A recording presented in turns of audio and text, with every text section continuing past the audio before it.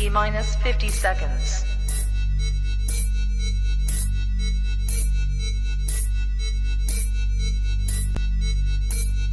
T-minus 40 seconds.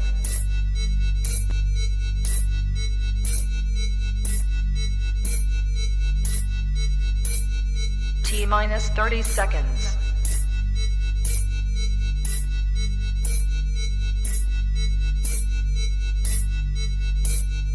T-minus 20 seconds.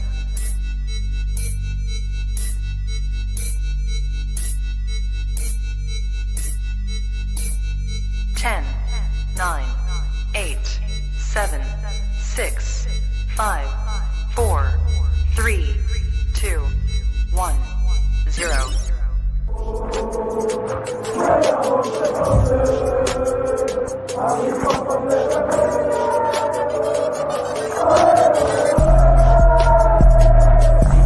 Shout out to Kopish. Shout out to Kopish, guys. Keep all the good work the up. two legends, Emil Heskey, Howard Gill. Can't get much better than that guy. Yeah. You know what to do now. Like, comment, subscribe. I'm with legends, guys.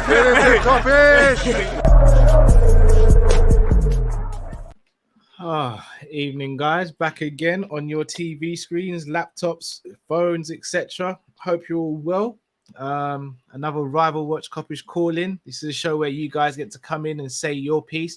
You guys have got 2 minutes tonight. We're going to be strict with the time because we want to make sure everyone gets on. We don't want to leave anyone behind. So we're going to be consistent with everyone. So literally the moment you guys come on, we're going to start the 2 minutes. You get your 2 minutes and then we're going to move on to the next person. We're going to go through the games, obviously, of our rivals. But the theme of this show is Klopp's favouritism damaging Liverpool? Yes. On the surface, it's an easy answer, but I think there's more to it than that. But obviously, we'll chop that up as we go on. Right then, guys. First game of the weekend, which is a big one. Massive City one, versus Chelsea. First versus second place. What are we saying? Man City are obviously the team that everyone struggles to beat. I think the only way Chelsea can get anything out of this game is if they are aggressive. If they do the whole passive thing, they won't do anything, and Man City will just beat them. It won't be like a battering, but they'll just win, whether it's 1-0, 2-1, whatever. The thing is with Man City, I've never come across a team in my whole lifetime that looks so comfortable playing without a striker, bro. I'm talking like Spain. Yeah, no, I was going to say Spain and Barcelona and Fabregas on it, but I'm going to arguably say they didn't look comfortable doing it still. Spain? I think they still looked Spain, a lot better when it was Villa or it was Torres or somebody was up front. They won the Euros, bro. With Fabregas. Yeah, I know. But I'm sure during that tournament there were still times when they played Villa or they had another player. It wasn't like the entire tournament, it was just Fabregas up front the whole tournament. And not only that, they've done things where it was like Fabregas was the false nine and David Villa was off the left and someone was on the right. So the striker was just not in the center. Whereas if you look at what Man City can do, bro, I've seen them do Kevin De Bruyne, false nine, Foden on the left, Mahrez on the right. I've seen them do Foden in the middle. I've seen them do Foden in the middle. KDB then drops into midfield. Sterling goes left and Mahrez goes right. Do you want to know why though? That's fake. Because here's the one thing about City, and I'm not trying to take any credit away from them, because it's actually impressive that they've even been able to get to this level of consistency with it.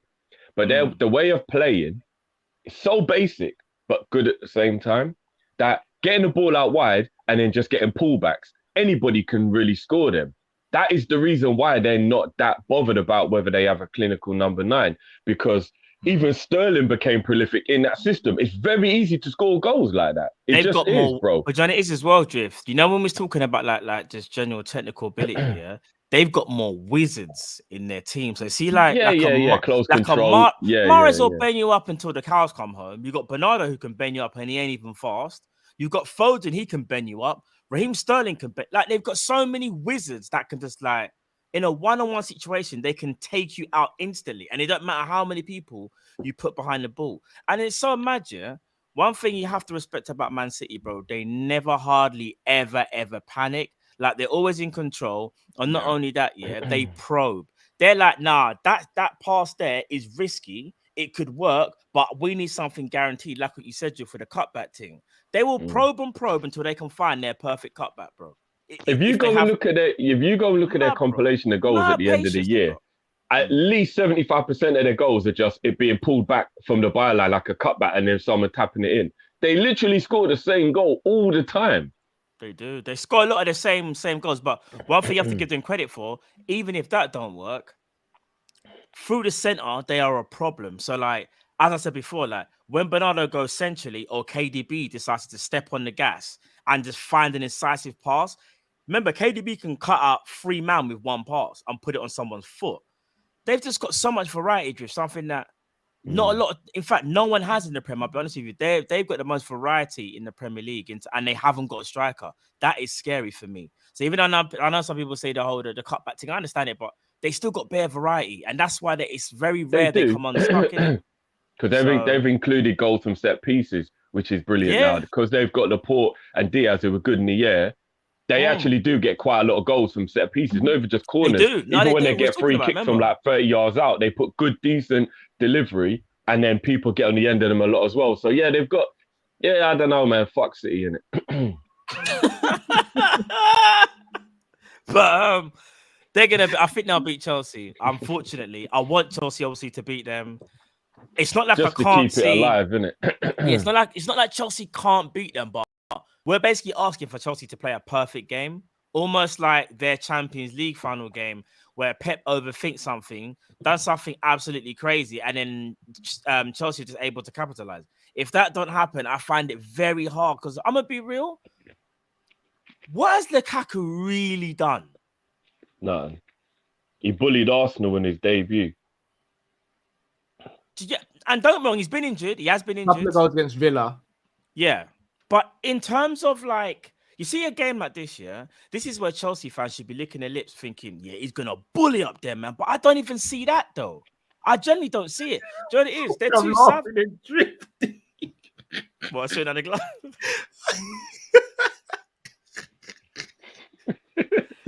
What's that?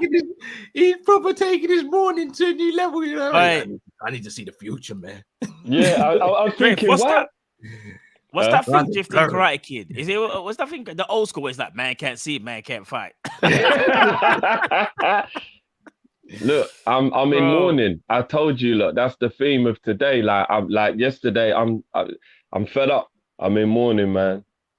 I'm in mourning. That's what the glasses are representing. Like I just needed to clear the lens, you know. But I think City win this one, guys. Unfortunately, as I said before, unless Chelsea play like the perfect game, I just don't see it happening. And it's such a shame because we need Chelsea to keep some type of hope, if there is any. You know what I mean? City win tomorrow, and I don't care about any league games in terms of like as long as we stay in the top 4. I'm not bothered about the league as long as we stay in the top 4. I just want us to now. Obviously, listen, I want to win the league, but I don't think it's not happening this year. So I'm gonna say I would like us to pick up Carabao Cup, FA Cup, and Champions League. I want us to pick up them trophies there. If you can only pick up 1, pick up the Champions League. If you can pick up 2, pick up the Champions League and the FA Cup. Okay, I know what I'm saying. I know form's different, things are different, circumstances different, every game is different. But if you can't beat 10-man Arsenal at home, how do you win the Champions League, Matt?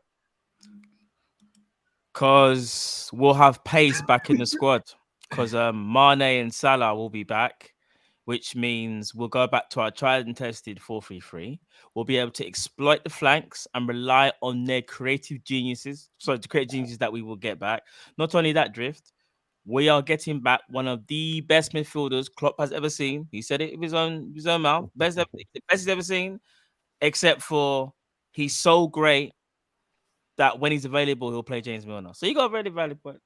You got Milner in the pivot. So you got a very point. Pivot. I swear down. And you man aren't deep. Milner. Do you know what I reckon? Sorry to cut you. Yeah. We keep on missing the obvious. Yeah, I know. Why start games with 11 men? Start with 9. start with 9. Think about it. And then catch us off guard and just tell him to quickly run on in the last 10 minutes. And we'll be like, what the fuck? No, 9 men. No Mane, no Salah, no hope. Yeah. Matip. Oh, so I thought you meant the opposition because we No, can't he's saying Mane. No, he's saying because we got no Mane and Salah, we're basically What's down your to 9 tactics man. when you play Liverpool? Yeah, start with 10 men. They can't beat him. Yeah, no, 9. Just tell him how to catch off the pitch and he can come on whenever he wants. Just pack up his defense and them are not going through, bro. If we start with 9 men and Matip plays centre back, CDM, and 10, 3 positions, and then Alisson plays sweeper keeper and false 9, I think we're unstoppable.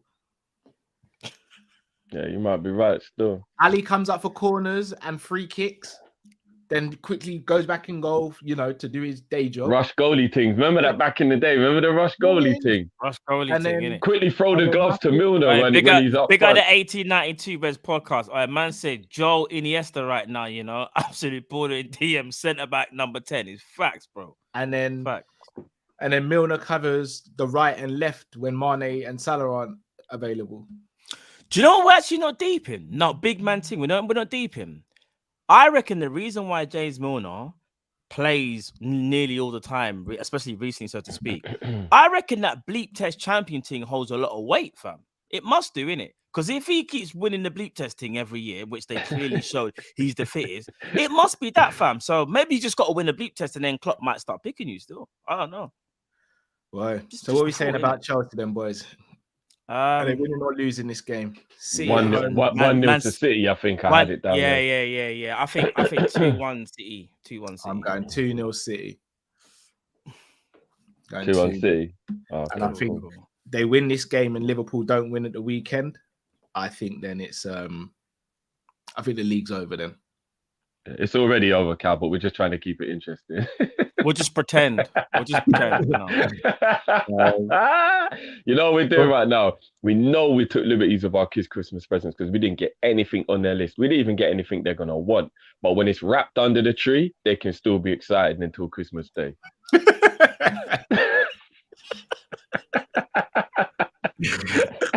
You say they just, oh, wow.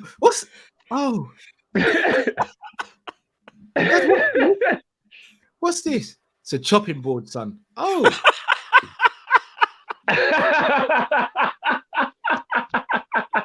You see, I got your name engraved. You see, I got your name engraved in it.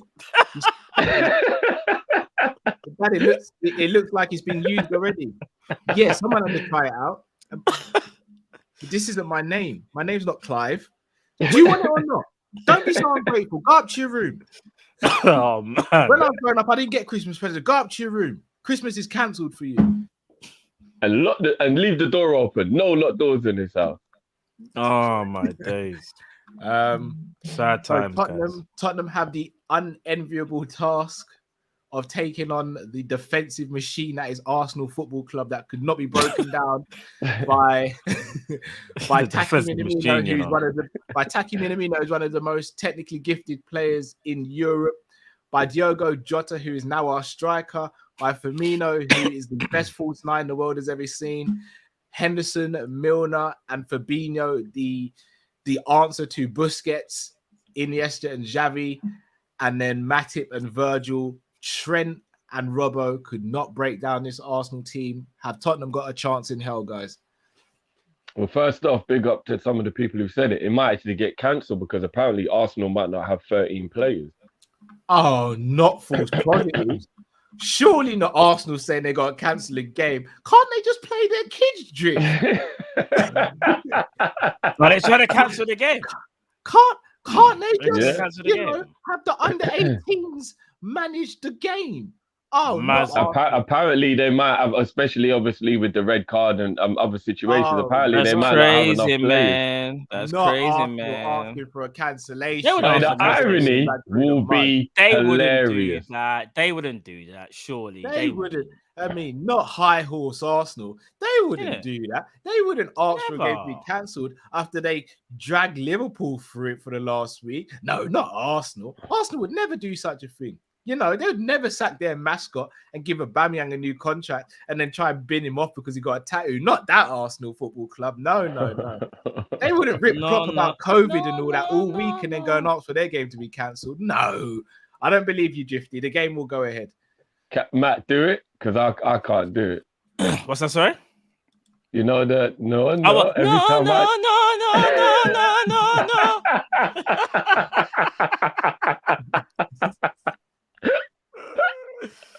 Bro, big up Laurie, by the way. But didn't Laurie say surely the team can just find like a local park and just train for the game or something? Why not? Not Arsenal, no. Oh yeah, Laurie, you did say that, my bro. You did. You know what? I bet Aubameyang's back garden is big enough to play football in. Yeah, but he uses it for hairdressing and tattoos, isn't it? You've got a free yard. Just got play. You got free yard and train in the back garden. He got free yard, didn't it? Yes, bro. You got free yard, bro.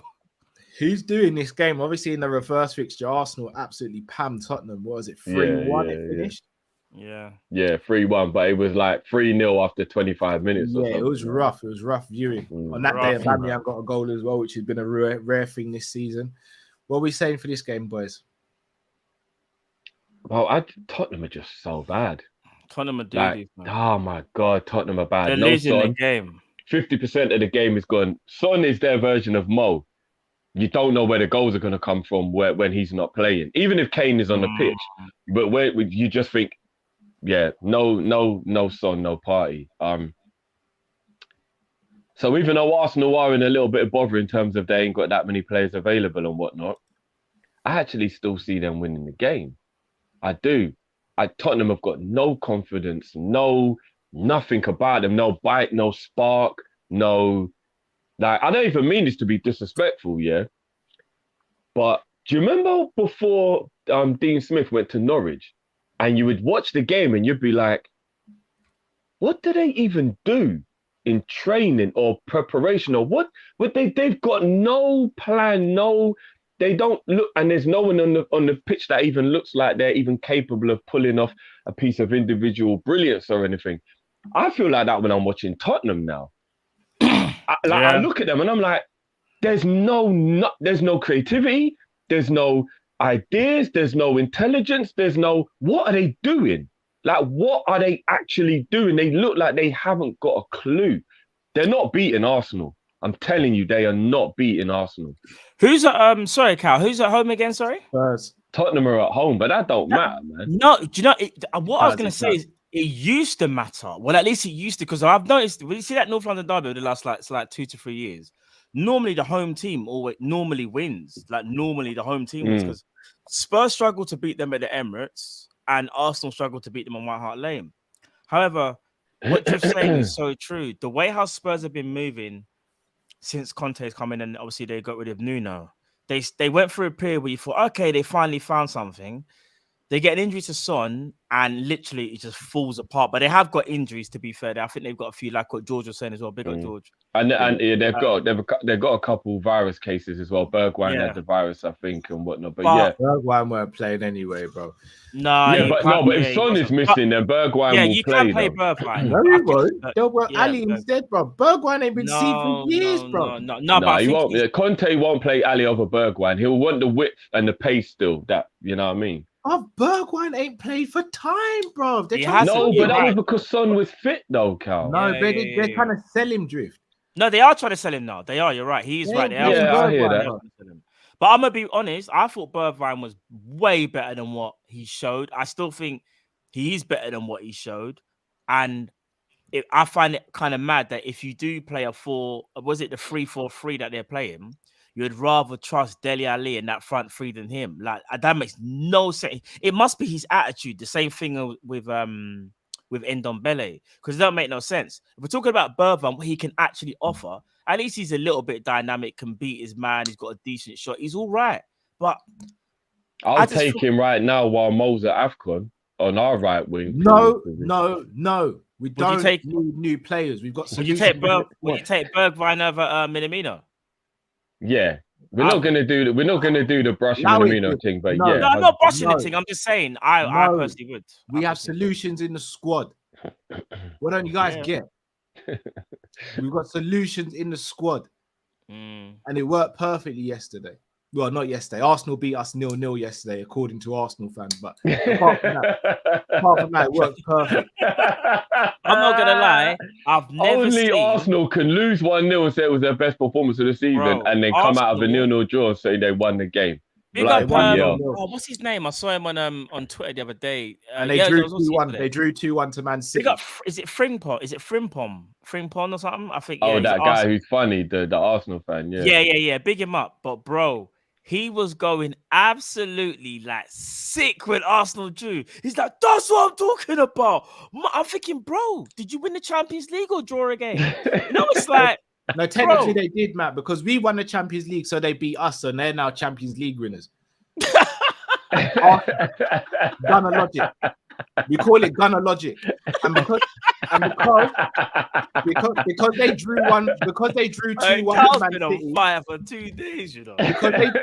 Because they drew 2-1 to Man City, that means that only one goal behind City in overall proceedings, so they are the second best team in England now as well, because they drew 2-1 to Man City. So massive Gunner logic. And remember, Pepe is one of the best wingers to ever have played in this country because he dribbled past Van Dijk, apparently. Gunner logic.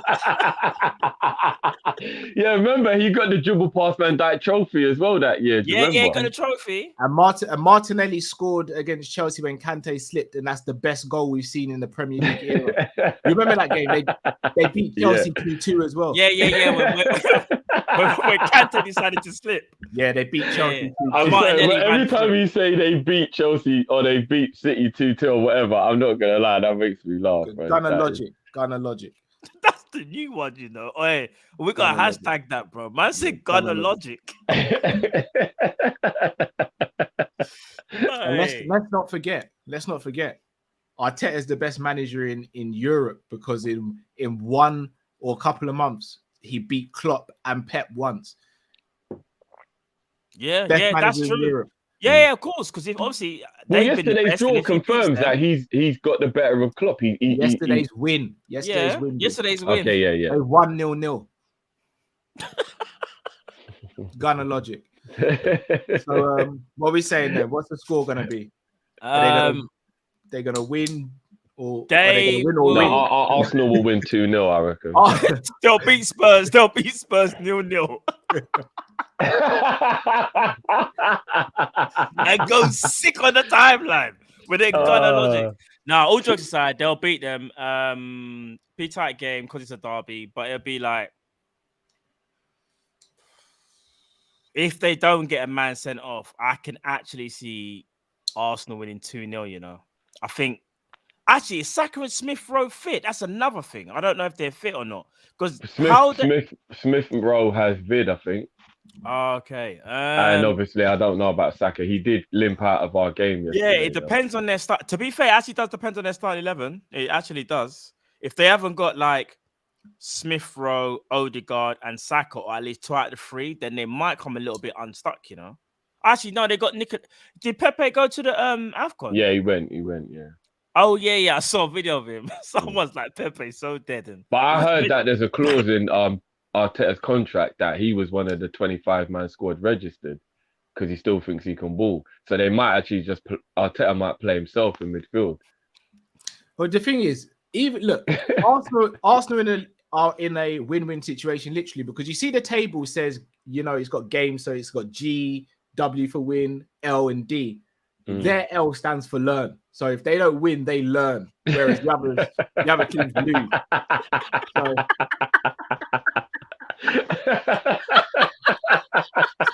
it's either Arsenal win, draw, or learn. Whereas the other team win, draw, or lose. Gunner logic. They learn. Gunner logic. So you're telling me the game's played? Yeah, they played us. They played us. They won 0-0. Yeah, they won that game 0-0. They learned against Man City 2-1. So at the beginning of the season, Cal, it was 3 games played, 3 games learned. Yeah. Just bare learning. Done logic. I feel like I'm sitting in that, in the thingy, the toddler corner in Mothercare, where it's got all of the like speakers bells and all that. Yeah, done a logic. Oh my days! I reckon they'll win this game 2-2.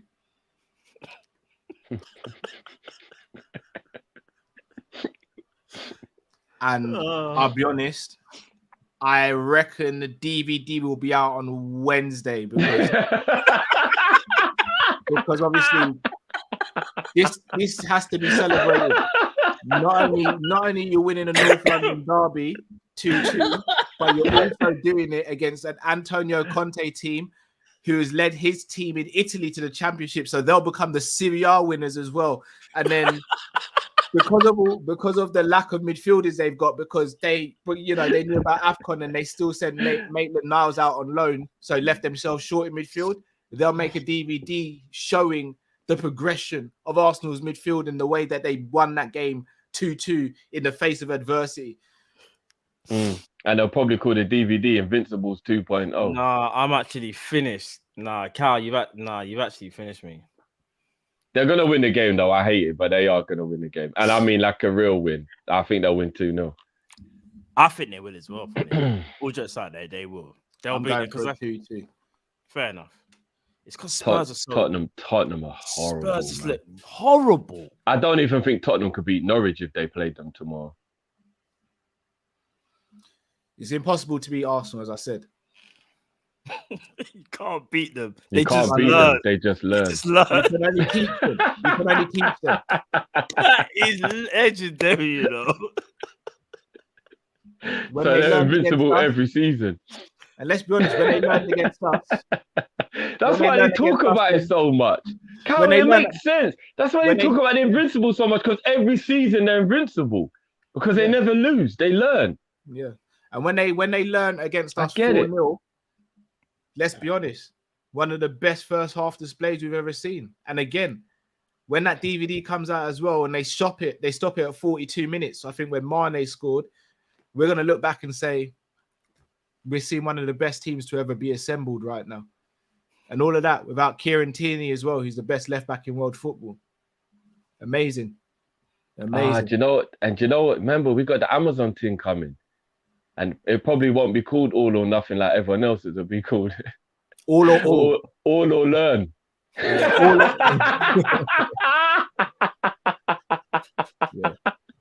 or Learn. Yeah. God, I love him.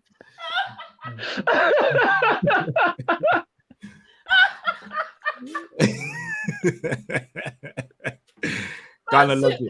Man said all or learn. All or learn, and then they'll have the colon and just say Gunner Logic underneath. Oh God! What a club, man! What a club! Fam, I'm actually crying. You know, you got to stop this stuff. You are actually killing me. I ain't getting to finish the show. Another big game of the weekend. The return of a special player on his day when he was playing in the Premier League previously. Now he's back with unfinished business.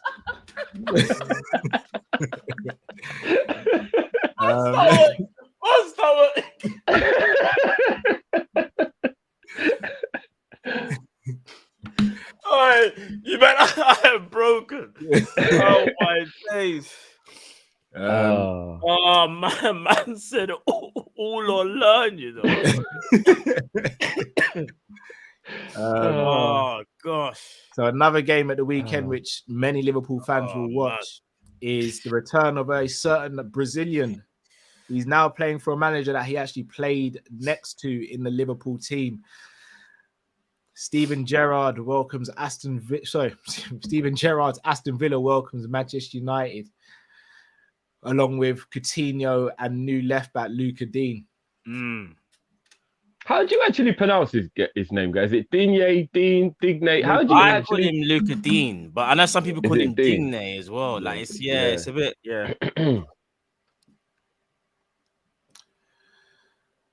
To be honest, again, similar with Arsenal, as long as we see a couple of completed passes from Bruno Fernandes, Man United win this game. Regardless of the scoreline, they win. They've got Ronaldo, remember? Yeah. Viva Ronaldo. And Ronaldo obviously has been the Do you know what I thought? So let's cut you, Carl. You know we did that Ronaldo thing.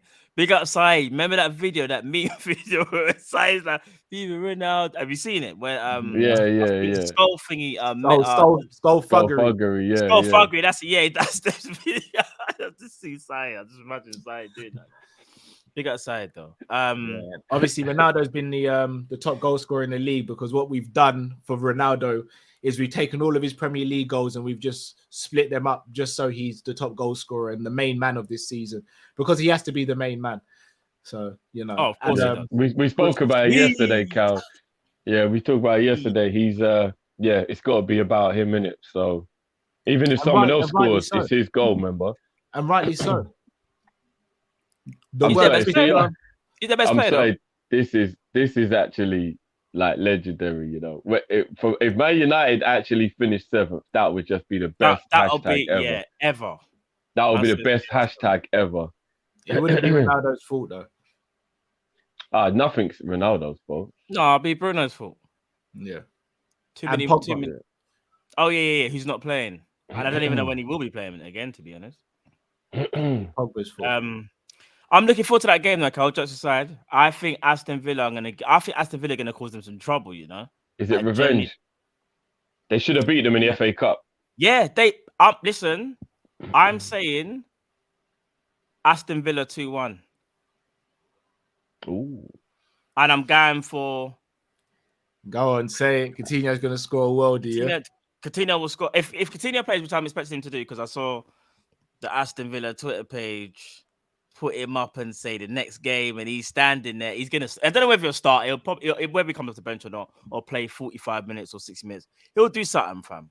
I see Villa 2-1. Remember, I said it. Villa 2-1. Coutinho will cause some havoc. Whether he scores or not, it'll cause problems. All I know after this weekend, either one of us or two of us are gonna be in the mud. I'm gonna hold corn for Coutinho's performance, but just know you, man. Yeah, you see if Coutinho pulls out a stinker. You think I'm unbearable now with this sarcasm? One game and you're gonna go in. Yeah, we can't judge man off one game and a debut. Perfect. I'm glad. See what I just did there? I just reeled you guys in. So I don't want to hear no smoke. He has a good game. He used his bailout. You just shot yourselves in the foot. If he has a good game, I'm not gonna use it to talk about how great he is. I'll just be chuffed that he's actually. I'm not gonna lie, he rolled us in right there. You know, I did, bro. Maybe like Tory Lane shooting feet and all that. Look at you. Look at you, too, bro.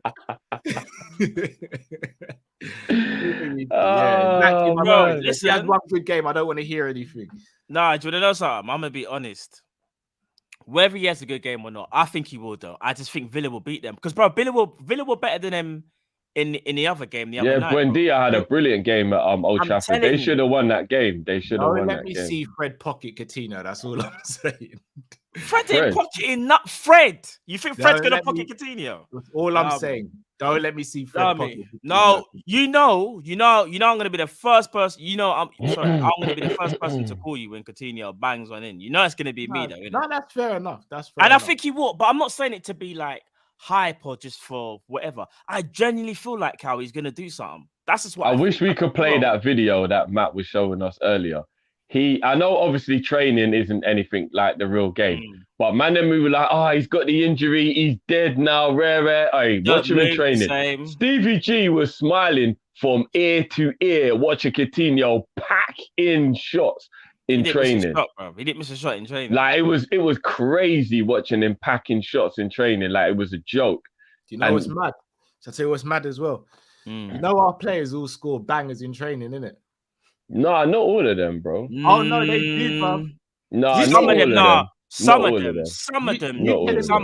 Inside training, and Jordan Henderson's constantly finding top corners. No, he's not. I know you don't get those when you watch inside training. Do you want to know something, Carl? If you're being honest with yourself, though, even though you kind of have got a point, because it's obviously different in training. Because Drift even said that as well. He's like, nice in training, but You see what you saw, what I showed you the video yesterday, yeah?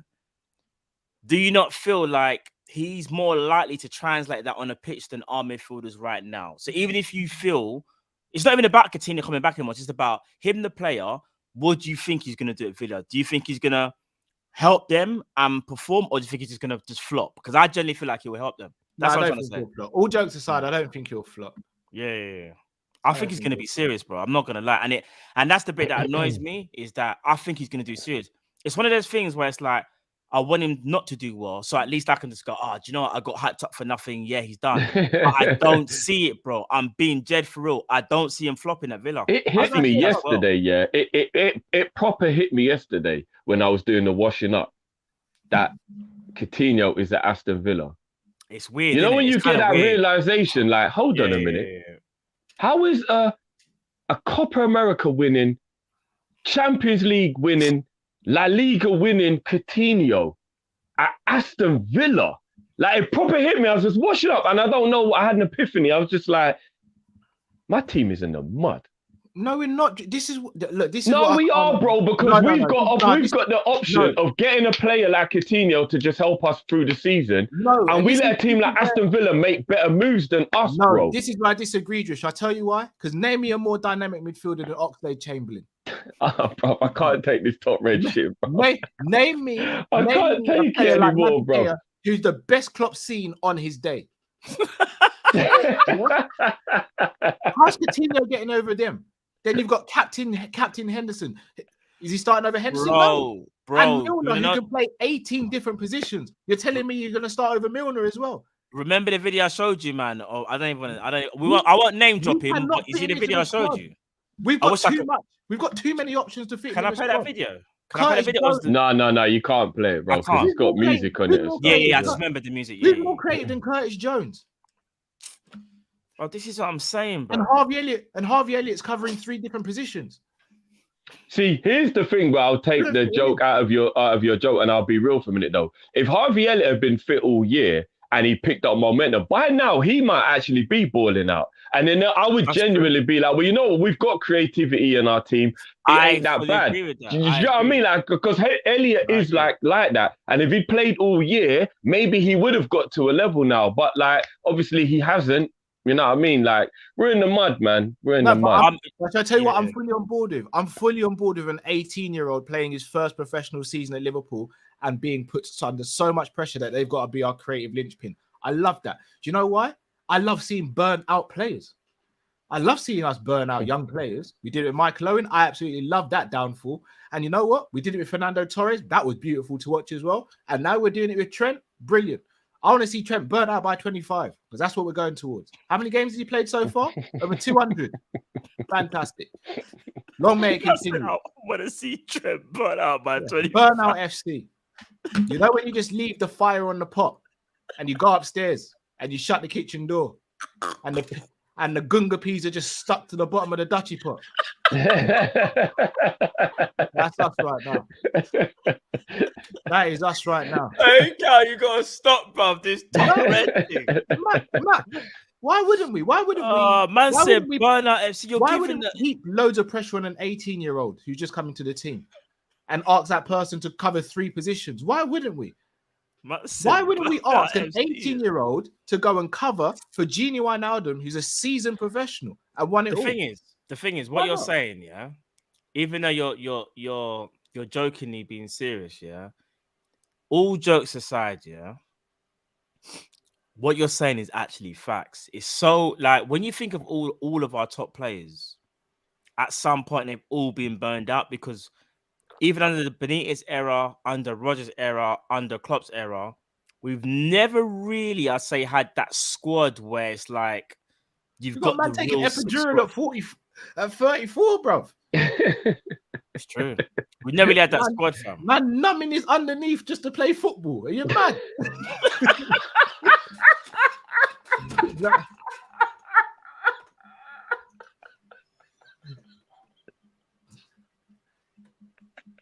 Why wouldn't we? Why wouldn't we continue the trend? Why would we not continue the trend? You can't say that, bro. You cannot say that, bro. Why shouldn't we say that, bro? Man Why City. shouldn't we? Why shouldn't we continue to? Hey, I don't know how I'm gonna finish the show. You know, I swear to God. Why do we need depth? Why do we need depth? Oh, Man City. No. No many's underneath, you know.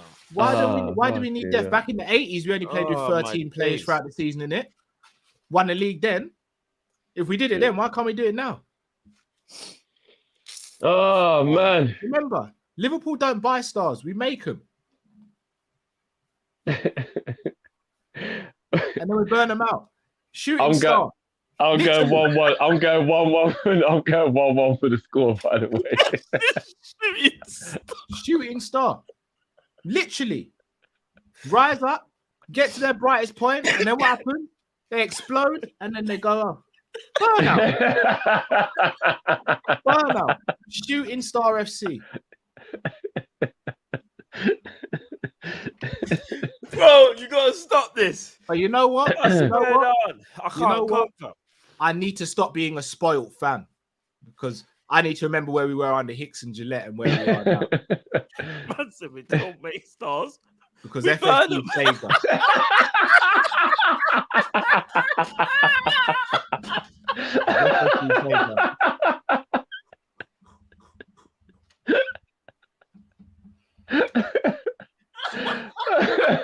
Oh my God. Because FSG we don't make them, we burn them, you know. FSG made us. Like, how dare Liverpool fans? Like the sheer audacity for Liverpool fans to want better for the club.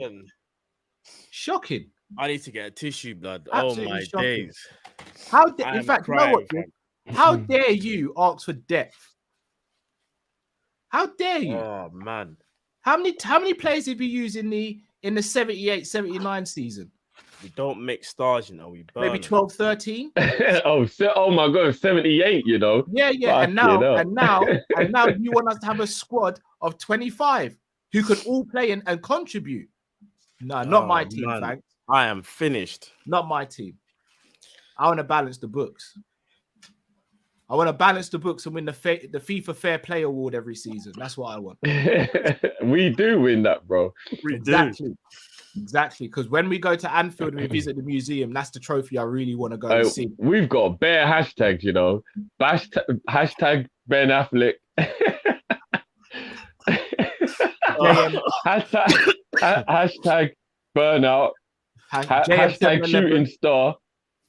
Bro, there's too much, bro. We need to write something JM711. Hashtag JM711.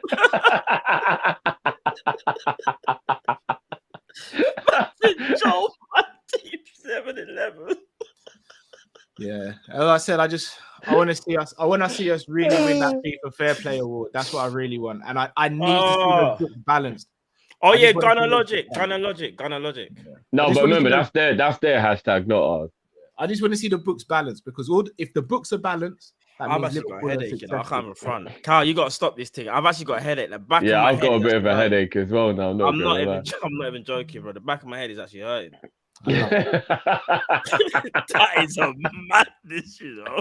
Back of my head is mad. First that cow head top mat, you know. Fam, my head is hurting, bro. And we'll never be able to buy top quality players again because of the pandemic. Yeah.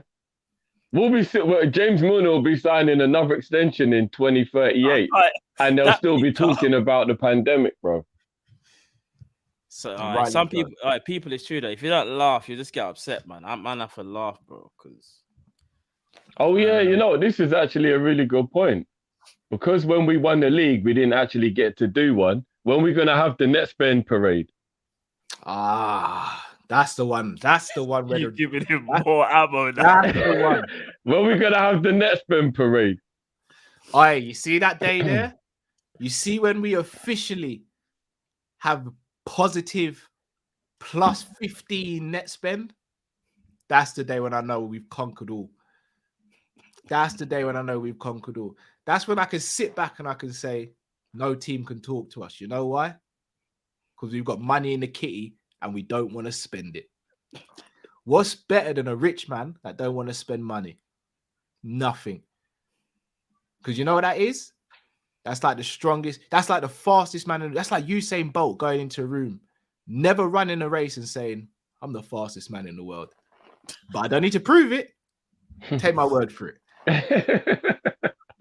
You take my word for it. That trophy, boy. Well, think about it. Who else has won that trophy before? Man, The next trophy. Who's won it? I don't even know. Man, I know. I know Arsenal have won the transfer trophy a couple times. Chelsea won it. Chelsea won it last season. Yeah. We are special, man. We are special. We are. Well, now we've done that. Should we get the callers on, boys? Yeah, let's go, bro. So, what did you actually say for the Villa game? I'm saying 1-1. I think that game. I'm going 2-1 Villa. 2-0 United. Villa are struggling to convert. I reckon Villa will outplay them and all that. I just think they're struggling to convert. Fair play.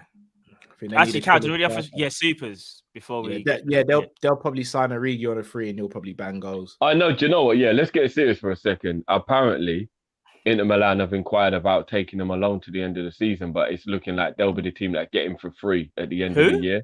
Who? Inter Milan. Inquire for who?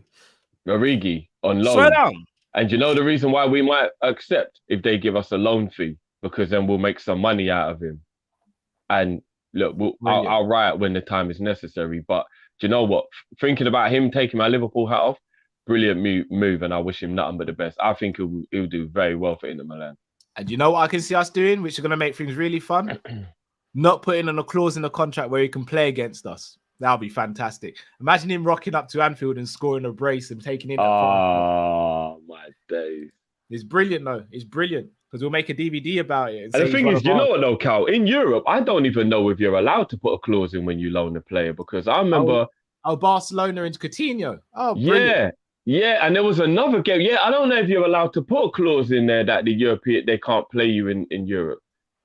Yeah, I'm not. That'd be brilliant if we do that. Sure. Origi would definitely bang in a goal at Anfield. You just know he would. Guys, I've just seen the maddest picture. You ready for it? Look at this. All right, big up Ethan. Yeah, Ethan just sent this to me. Someone, the Gerrard era, big up yourself, whoever that is. He put Milner when we win our first Carabao Cup in 2050, following his another 1 year extension. Fam, I'm done. And the thing is, that is more realistic than us actually getting signings, bro. It actually is. Nah, fam. All he needed in that hand was a carton of Rabin. It would have actually been accurate. Mr. Dare Say It Drift says rank our midfielders: Fabinho, Hendo, Thiago, Millie, Curtis, Harvey, Ox, and Cater. Oh, I don't. Do we have to? Thiago, Fabinho. Should we just leave it there, bro? Should we just? I'm leaving it down. Yeah. All right, yeah. I can barely see. Barely. I'm gonna go. Thiago. I'm going Thiago. I'm going Fabinho, Thiago, the injured cluster, and then Harvey Elliott, and then Jones. The injured lot, I'm just putting them in a bubble. What is this? Crunchy nut, you know, man said clusters. I said I'll put them in bubble wrap, then they can stay there. Because if you rank them, then it's just going to get political. My top three are in no order. Thiago, Fabinho, and Naby Keita. That's my top three. Football Sunday says, as we're not signing anyone and City probably have bagged the league, we may as well give consistent game time to likes of Taki, Nico. What do you think? Yeah, go for it. Well, make them earn their living, yeah? Go for it. Yeah, we might as well. If we get a side, make sure they get enough game time so we can rise up the prices. Kadir says emotional damage at Arsenal. Nah, they probably. Do you know what? They probably just were out celebrating all night. That epic 0-0 win. Biz says, love the banter, but on a serious note, you man watch the Prem. We would be battered in those situations the past few years. Big up, see you Thursday. Oh, he's an Arsenal fan. Okay, yeah. In all fairness, 2 years ago, you would have still got the floor wiped with you, even though we're not good. So, yeah, credit to you. But we can't even watch face. We just got to worry about us, and we are poor, man. And if you can't beat an Arsenal down to 10 men who've got a couple of their best players missing, I'm not even going to give the credit to the defending. I'm going to say my team is whack. Again, you lot aren't deep in the genius of Arteta. Arteta saw that the last time we played them twice, they had 11 men on the pitch and we beat them 3-0 and 4-0. How do you park the bus without anyone criticizing you? You whisper to Xhaka before the game, big gun. Take the red tonight. We go out there and we park the bus. And no one's going to say anything. 4D chess. Think about it.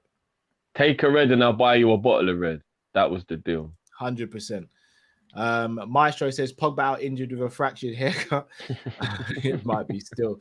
M Shack says, I love watching Kopish golf. Can tennis be next? I'll be down for tennis still. Yeah, as long as I don't have to serve, because I've tried and I'm horrible at it. We said underarm. Oh yeah, underarm, bro. Wait, you think I want to pretend I know how to do overarm? As 3 grown men, we cannot do underarm serving. No way, bro. You can't do underarm. Bro, have you ever tried to do an overarm tennis serve, bro? Yeah, of course, bro. Yeah, but it's hard, you know. Yeah, I'm not it's easy. Yeah, that's supposed to be amazing, bro. But no underarm, bro. Yeah, you can't do underarm, bro. Can't, bro. I'm not gonna lie to you. If I see you do something underarm, bro, I'm smashing the ball to corners, bro. It's like you're giving away that, bro. You might as well just give me the point, bro. Yeah, you might. Do you know what? Yeah, I'll be real. If we was to do tennis, yeah, because that is a beautiful challenge. We've never thought that. But you know what? I would want to make it more interesting and do something like target practice but using tennis. Like playing an actual tennis game, you got to give me at least 2 months to get in shape for that. Get out of the tennis, bro. No, I've got to get in shape for that. I feel like tennis players are the most fit people in the world. I ain't in shape to play tennis, none bro. of us are in shape, though, other than maybe Cal, though. Cal's in shape. No, I'm not, bro. Yes, you are, bro. You told me the other day you got a guy who comes to your house every week to teach you flipping taekwondo. What are you talking about, bro? Muay Thai. Muay Thai. That's even worse, bro. I said taekwondo. Muay Thai. I'm getting ready for that Ben Askren fight, innit?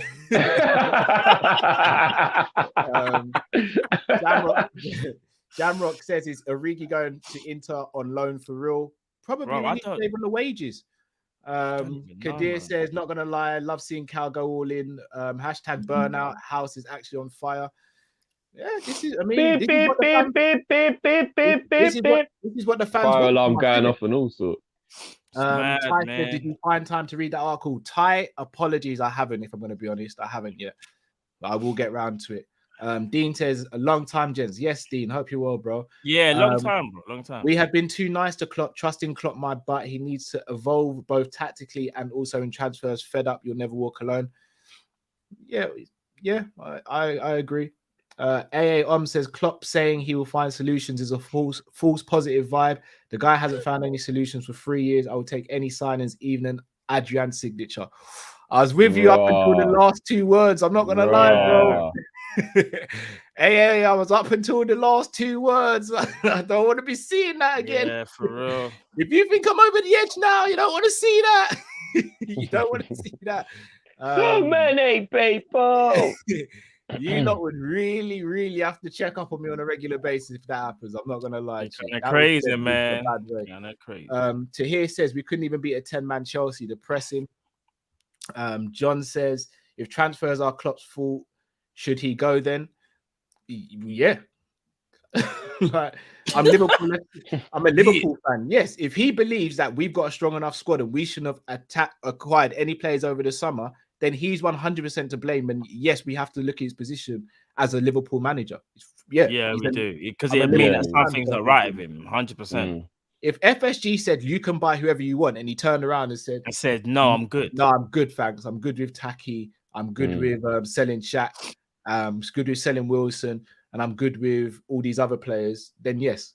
Because I would feel he's delusional, and at that point he needs to go. 100%. The way I'm feeling right now at how much we've been deprived of transfers, I'd want to bring in one of their managers who's never had money before, so he's acting like one of them new brothers. You know, and people who get rich just go nuts and they've never had money before. I'd want to get a manager in. I was just gonna just be splashing that cash, boy, and just buying up the place like a madman. Yeah, I just need the manager to kind of just make signings, fam. Like, surely you can see the squad needs like refreshing, rejigging, whatever you want to call it. Like, it does, bro. Well, not by Klopp's accountability. He says Ox is the most dynamic midfielder he's seen, and on his day, Naby Keita is the best midfielder he's seen. So yeah, no, that is. So I just want Liverpool to explain what the rules are. That's all, man. Balancing the books. Tahir Qureshi says, and burnout. Reed is doing 30% on accountancy courses. Sign up. We've already got our scholarships in accountancy. We've been Liverpool fans long enough. Burnout. See. Adam LFC X says we should sell Firmino. We have Max Vaultman coming through. No need for any replacements. Facts. Why not? Save on the wage bill. Everyone's happy. You remember that time when we sold Sterling and we were told Jordan Ibe was going to be the future? Worked out fantastic. Yeah. Look at that. Even back in 2015, we were being given false positives before the pandemic started. Gotta admire it, man. Gotta admire it. As I said, I'm FSG fully in now because do you see the arrogance and the bravado? You can't teach that. You can't teach that. You're born with it. Simon says the only solution Klopp needs is cleaning solution to clean his lens so that he can see how crap the squad is. Big up, you guys. Keep it real. Yeah, big up, man.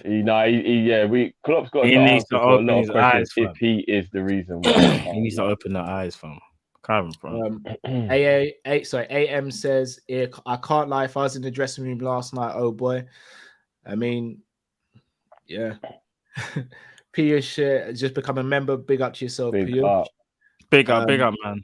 You got a very interesting video to greet you dropping tomorrow for the members still. Indeed. Jamrock said, did you read the Linda's article? I haven't, Jamrock. I've been back to the wall with work, etc. Is the headline how to be a yes man? I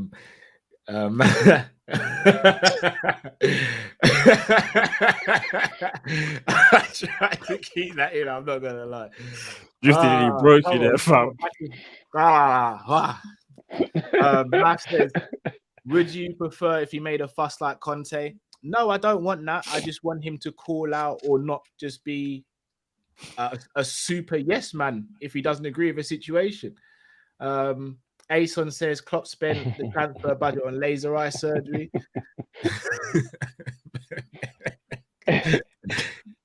You know what? I just want to give a big up to Narit, because I'm not gonna lie, all the way from Bangkok, that's big. I think they're 12 hours behind, right? So it's 7 in the morning over there. Yeah, no, that's big. So that's big, man. Big up, man. Big up. Big up yourself, man. And yeah, I'm not doing the Muay Thai that they do in Bangkok. That is the serious stuff. Mine just keeping fit and just working on my reflexes at the moment. But are you getting work to the point where you feel like you're gonna throw up though? Because then that's still a serious workout though. Yeah, I threw up the first session, so yes, Drift. It's rough. Yeah, there you go. So you're still well ahead in fitness to me and Matt. So as I said, doing Muay Thai is good, but it's also bad because when you can't punch up your trainer and he's telling you to just work through it, it puts you in a new realm still. Puts you in a new realm. Hold on. So this is the 1-5 big up 5 a.m. Big up, man. 5 a.m. Big up, big bro. up all the way. Big up the Australians as well in the building. If there's any more watching, man. Big up. Ronaldinho Goat says Milderson is worse than McFred in my opinion. Nah, I'm not gonna go that far. Yeah, I'm not. Yeah. They are the bottom. Oh my God, Milderson, man's done the whole Vegeta and Goku. They're trying to merge the thing together now, isn't it? Matt, you know that? No, I gotta do it the other way. Oh, no, hold on. Yeah. What's a Milderson? No. Oh my God. Was it Vegito, innit? Yeah. As always, before we get you guys calling in, gotta give a massive shout out to our sponsors for this show, FansBet. They actually do provide you with what they say they'll provide you with, unlike certain other owners. So make sure you check them out. All you've got to do is click the link in the description. They've got great deals on this weekend. Also, you would have seen that we tweeted earlier with some great deals as well regarding some of the games over the weekend. So make sure you check them out. You can predict and win up to £10,000 in a free-to-play game if you sign up as well. Make sure you check them out. Obviously, guys, please do make sure you're over 18. Please do be very shrewd with your gambling. Visit begambleaware.org. They have some great tools on there, such as timeouts and just advice if you are going through anything related to gambling. But do check them out. Well worth it. Click the link in the description. Big up FansBet. Big up FansBet. Each and every time. Right, guys. I just realised that the spirit ball would be the finisher move as well, innit, of Milderson. We'd have to call it the passion ball, innit?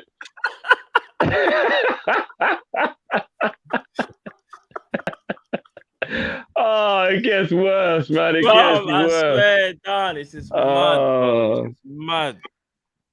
Oh my days. All right, guys, we're going to start the calls now. So, guys, just to caveat, you're going to get 2 minutes. Once the 2 minutes is up, I'm going to have to cut you off because we want to make sure everyone gets on this week. Because last week we had people wait for like 3 hours and all that, which isn't very fair for like the last few people. So, definitely. As soon as you come, we're going to start the 2 minutes and then going to go from there, people. All right.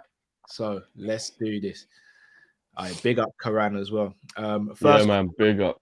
Big up. Big up. Chris, welcome to the show, bro. Yo, what's up? You guys good? Been better, bro. Been better, man. Nah, not gonna lie, yeah. After yesterday, I might need to take a sabbatical, before Klopp, because, bro, what the hell was that? What the actual hell was that yesterday? One shot on target in the 80th minute against this dead Arsenal team. Like, these guys should have been turning up in this game, prepared. Hearing all the rumors, we're cheating, false positives, all of that. And what did they do? They bottled it. They've been bottling it all season. And we need to talk about our manager. Uncomfortable conversations need to be had about our manager, because the amount of wrong decisions he's made this season, no one wants to talk about it, because fair enough, FSG, they're the main problem. I've talked about this with you guys before. I think FSG are the main problem. But we need to talk about Klopp, because that Milner-Henderson combination, it didn't work in 2016. It's not going to work in 2022. It's actually abysmal. We still use that midfield in 2022. Milner's 36. The guy should be kicking off his shoes, being like, I'll be called on here and there, but we're still using him. Why are we still using Milner? And Henderson, what has happened to our captain, bro? What's actually happened to our captain? The guy, in 2020, this guy was player of the year pretty much. He was one of our best players. We used to rely on this guy week in, week out to have the standards there. And now he's the one who's dropping his standards. And this lethargic side-to-side passing that we do, when it comes to a low block, Klopp has not figured it out. He's had about 2 years to figure out this low block issue, and he hasn't solved it yet. And maybe it's because he doesn't have the personnel. I don't know. But Klopp needs to sort it out, because, in my opinion, he's cost us a lot of points this season. Look at all the draws. Look back at the losses that we've had. It's been the selection. It's been the in-game management. And my question is, has he cost us points this season? We need to address this now. We need to. Chris, big up, man. Big up, man. But I'm gonna do that right now, bro. Big up, Chris, right now. Hey. All right, big up Chris, man. Have a blessed weekend. Big up Chris every time, man. Chris always comes in with some of the views as well, man. So big up for that as well. To answer Chris's question, absolutely yes. I agree. Point this season, he has, and just looking at the points we've dropped. So Chelsea at home, I can let that go, because Chelsea are a very good defensive team and they were down to 10 men. I can let that go. Man City still should have won though. Yeah, we should have, but I can live with that. Man City 2-2, I can live with that again, because first half they dominated, second half we put them through it. What about the Spurs one? That's not Klopp's fault, in my opinion. It's not in it, because remember we had all the we had the cases in it. We had people with the virus thing in it. If you keep on making me break characters tonight, still.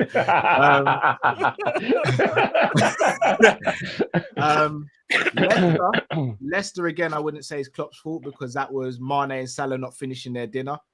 Mane with the shot and Salah missing the penalty. Did Alisson make the mistake in that game where he came out? Or was that the other? No, we got beaten near post, but the game should have been done by then anyway. Where's the game where Alisson kind of had an exceptional game, but the ball West Ham. It was Spurs. No, it was Spurs. So that weren't even. And West Ham. Remember, he should have saved at least one of the goals against West Ham as well. But he had a good game. Do you remember? Yeah.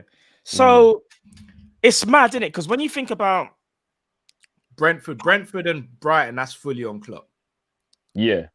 Especially Brighton. Right. We were 2-0 up at Anfield. Yeah, you can't be 2-0 up at Anfield. Wow. Even when I hear that back and I realise what I'm saying out loud, you know, you're like, we're 2-0 up at Anfield to Brighton and we didn't win the game. I need to see how many times James Milner has started this season, you know. I think it's really high. We played Chelsea twice. We played Man United. We played Arsenal. Played Tottenham. Am I not mistaken? Am I not right in saying James Milner started to Chelsea, Man United? Has he started? Did he start in an Arsenal game? No, he didn't. That was Thiago, innit?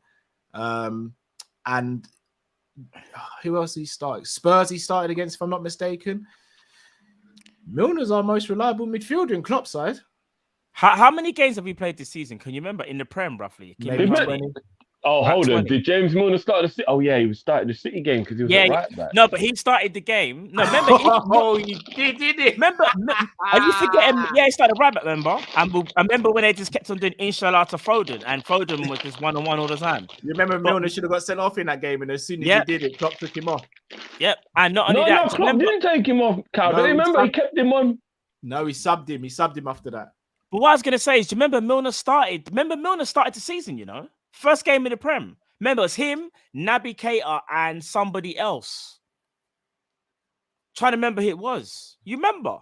A Norwich game.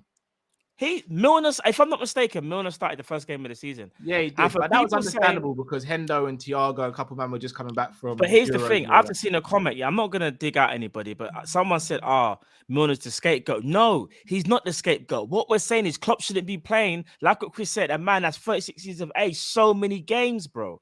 Bro, I just looked on the thing now. James Milner has played 13 Premier League games. He's played 19 already this season. The man is 36 years old. And Klopp is playing him like that. Yeah.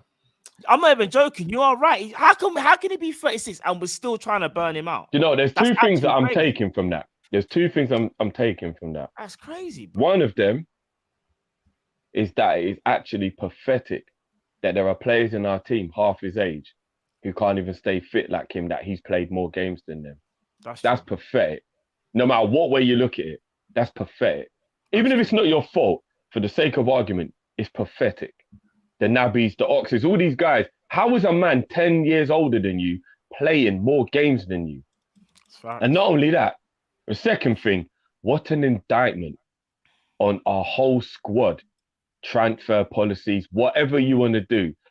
And again, you lot know I'm not scapegoating Millie. Millie is my guy. He's one of my favourite players of all time. I adore Millie as a player.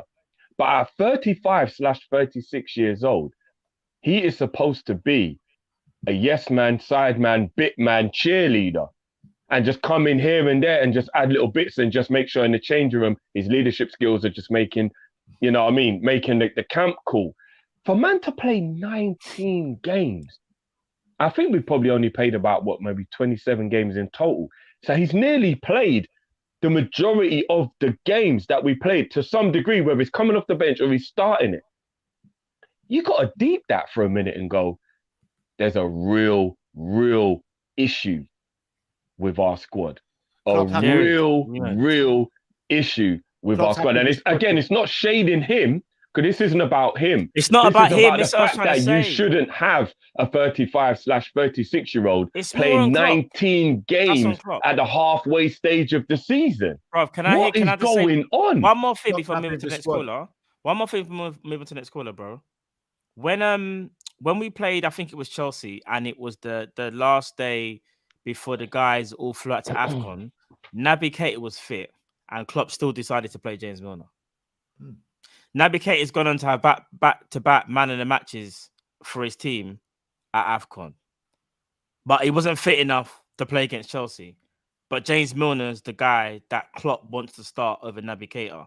And he says Naby Keita is one of the best midfielders he's ever seen when he's fit. Yeah. Let's move on to the next caller, bro. This next caller. LFC for days. What's going on, bro? Yo, can you hear me? Yeah, what's going on, bro? Yo, yeah, you guys good, yeah? Not too bad, bro. Yeah, being better, fam. Can't even lie. The fresh and settings for Liverpool still. I haven't been watching the matches as much. Just been seeing the scores. Thank God. Thank God for that. Blessings. I ain't gonna lie, guys. The tacky slaughter. I know my man's is not it. Maybe not it for the club, but I gotta blame Klopp on that because, Klopp. He don't trust his squad, and it's too apparent now. And whenever we do transfers, I don't worry about this guy, about transfers because he ain't going to use them. Tsimikas has come and has shown level, and that guy gets the bench as ruled whenever, Robertson can be playing with one leg and one arm, and this man will still play, Robertson over Tsimikas. I don't understand it. I think Jota got in. There was a time where it was happening to Jota, but Jota managed to get in because Firmino started taking injuries here and there that forced Jota in. So it has to be at this point for me, Klopp. And that's why I don't look at Minamino and Origi and such when they have that one miss, because that actually was one of his chances in that game. Maybe he had quite a few chances, and then when it came, it's disgusting that he missed that. But I can't blame them because when they play some football here and then they get rewarded with the bench. And when he had the Crystal Palace, he got benched, then shipped off to Southampton. They don't play enough regularly to be getting a level of consistency, and that has to be on Klopp. I don't know the people around him, but someone's got to really start questioning now Klopp and what his tactics. We can't break low blocks. Yesterday was disgraceful because we kept going through the middle. I have never seen us so starved of creativity. Like it was so brain dead. They kept going through the middle. It's only the rare times they go on the left flank. Okay, there's something that actually happens because look at that, we get some chances. So I don't know. Something's got to change. This obviously we need creativity, but we all know that we don't know what the guys that are there know. We just got to be happy and pray to God that the youngsters are going to be the ones that come from the academy and change the team, because that's clearly what FSG wants. They don't really want anyone from outside. But yeah, that's really about it, to be honest. But I free my guy Taki in it. He was free last night, bruv. You know what? Yeah, you know. We will chop that up just for a brief minute now. Still, the whole Taki thing. I do have something I want to say about it. Still. Yeah, appreciate fair enough, LFC guys. for days. Thank you, you, man. bro. Big up, yeah, appreciate that, bro. Yeah, Have a blessed one, bro. You know what? Where LFC for days has hit the nail on the head, and I've said this a few times to you guys, and I get why you lot maybe rebuttal me a little bit, but it is real. They are human, and form and stuff like that is important, and it has to be taken into context. And if Minamino doesn't get much football, and then when he does play, we judge him based off stuff like that. You have to put the human side into it. And I know this is elite sport, and in elite sport, you don't really get much time, yeah? But if we flip and reverse it and we think about the last outing we saw Taki, and he took the ball down on his chest wonderfully and banged in the equaliser, and we went on to win the game on penalties, and that's why we're even in the cup. It is very harsh then for when he misses a sitter, which was an absolute sitter, and he's got to fucking score that, is that if you take yourself out of the emotion of the moment, like how I was angry yesterday, and now I'm a bit calmer, to still hold that energy, because he is allowed to miss a chance. We've seen Mo, Mane, Bobby, Gerrard, all of our legends, all of our best players miss chances where you're like, how on earth has he missed that?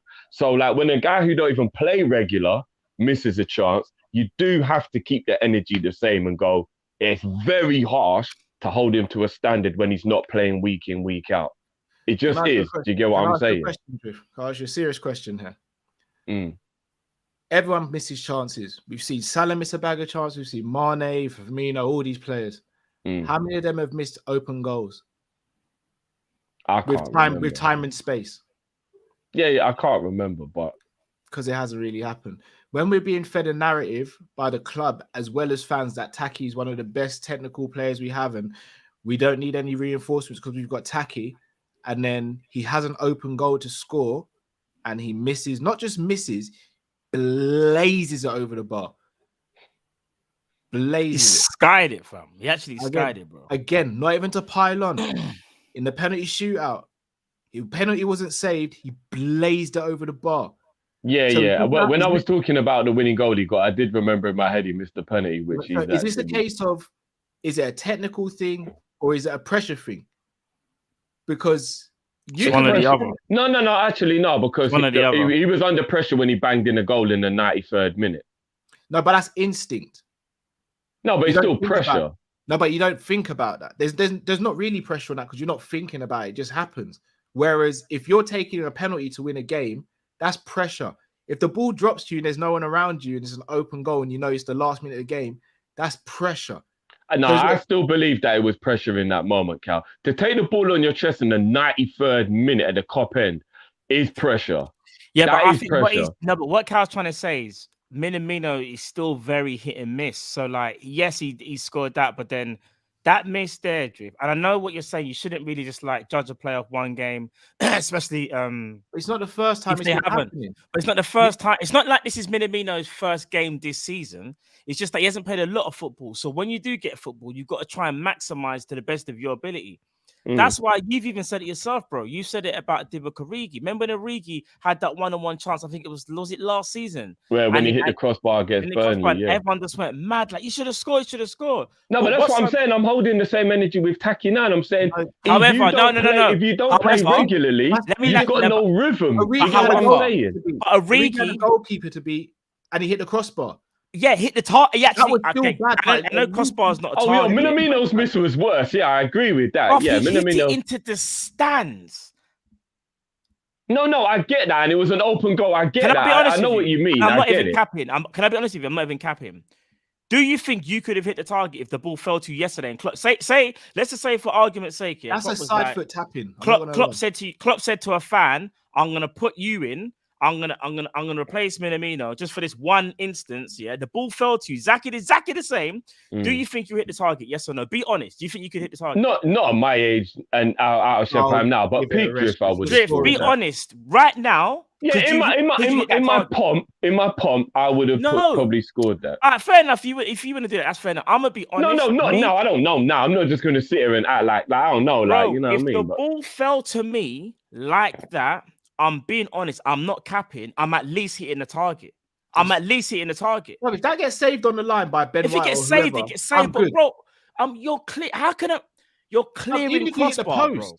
Even if you hit the post or crossbar, I can still live with it. But I think we just have to be real. Like, we have to be honest with ourselves. I don't think it's slander when you're saying a player's not good enough for Liverpool. I keep on saying this. Yeah, we're one of the best teams in the world. Just because you're not good enough for us doesn't mean you're a rubbish footballer. That's what I'm trying to say. It don't make. It's not like, oh, all of us here think James Ward-Prowse is a good footballer. But if Real Madrid were linked to James Ward-Prowse, people would be like, "What? He ain't good enough for them." Doesn't mean he's a rubbish footballer. He's like, that's an elite team. You're meant to have elite players. Glad someone said that. I agree with that. I agree with that. But I still think it's very harsh when a player doesn't play regularly, and then if they have a bad game, people really go in on them, because I've been a footballer and rhythm is massively underrated, but extremely important in football. It's like it really is, bro. You're defending the people that are in rotation, though. And sorry, Carl, just quickly, you can't defend all the time the people in rotation, because here's the thing: Minamino's not better than Salah, he's not better than Jota, he's not better than Firmino, right? He's not better than Mane. That means by default he can't play a lot of minutes because the players ahead of him are better. So what happens is, as we already know, he's gonna get hardly any minutes, Drift. But when he does have the minutes, you got to try and contribute to the best of your ability, and he has tried to. It's not like we can ever say Minamino doesn't try. It's not even about. I swear Minamino's got about 4 or 5 goals this season. No, but bro, all I'm gonna say is this though. I just feel that as good as he is as a player, for Liverpool Football Club, we can do better than. Oh no, bro, I'm not disputing that. I stand by what I said yesterday when I say he should be sold and we should get a better player. Games like that, pressure games. I agree with that. But I still think out of the emotion of yesterday, we have to kind of put into consideration what I'm saying, that he's a human, he doesn't play every week, he hasn't got rhythm, and then if he misses one chance, as much as it did cost us, when you take yourself out of the emotion of yesterday's madness, you think, well, yeah, all big players have missed chances, and then you can't just like gun him for that miss. Just keep going at him for that miss. Do you see what I'm saying? That's all I'm saying. But I do believe we can upgrade on him. I'm not saying we can't. We can upgrade on Minamino, of here's course. The thing. What's so mad is that there's other players who I feel like they probably get the same minutes of him, but that would have buried it. So many players. And let's be real, he's probably... Jota has missed chances like that this season, though, and he's one of our most prolific goal scorers. But do you want to know something? I'm sure I remember Jota blazing the ball wide from like 5 yards or something, and we was all in shock. Like, what the hell just happened? What? No one... Remember that miss that Jota did? What team were we playing? And Jota literally kicked it at the guy on the line. Do you remember there was that chance when Jota could have put it anywhere, but he kicked it at the man on the line? Who were we playing? And he was like 5 yards out. Can I say something though? So basically, it's like missing an open goal, isn't it? When that happened, you said that was a great save, and that wasn't. Yeah, no. But what I'm saying is, if you look at the context of it, that miss there is the same as like the Minamino miss. It's like it was a chance you should have scored, but you didn't. Do you know what it is though? You see what I mean? If I'm being genuinely honest, and Wolves, people, like you know when you're like, well, it was Wolves, and then Origi bailed us out. Like, you've got to score that, innit? Bro, are you talking about when there's two people on the line and it got saved on the line? Oh, shit, no, I forgot about that. That was another one. See, so Jota's done it more than once then. No, but Jota should have scored. I think you're talking about the one where it got saved on the line. The ball came over and, like, everybody went for it and a couple people missed it and it came all the way through to Jota, so maybe weren't expecting it.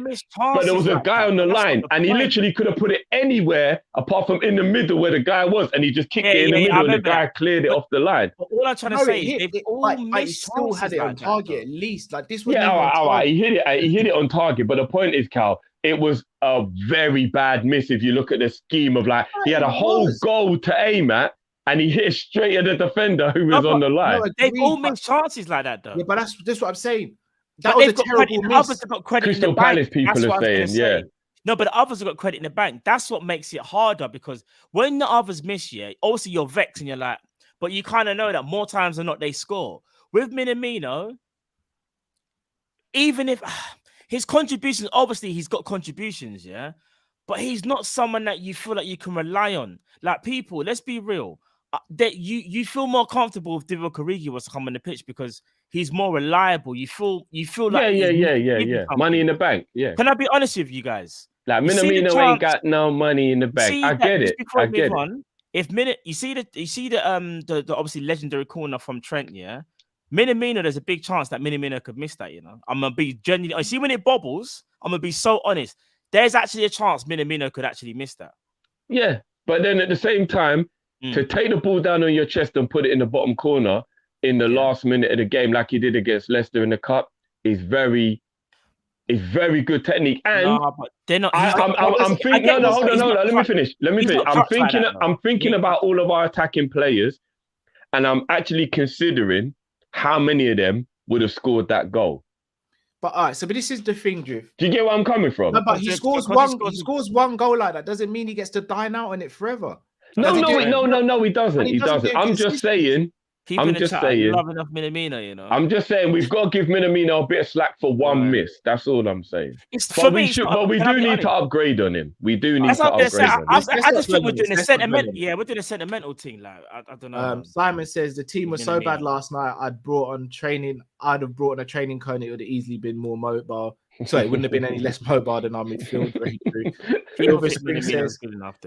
People have gone from FSG out to FSG out and Klopp out. Very sad to see. By the way, none of us here are Klopp out. We are Klopp. We need answers and solutions.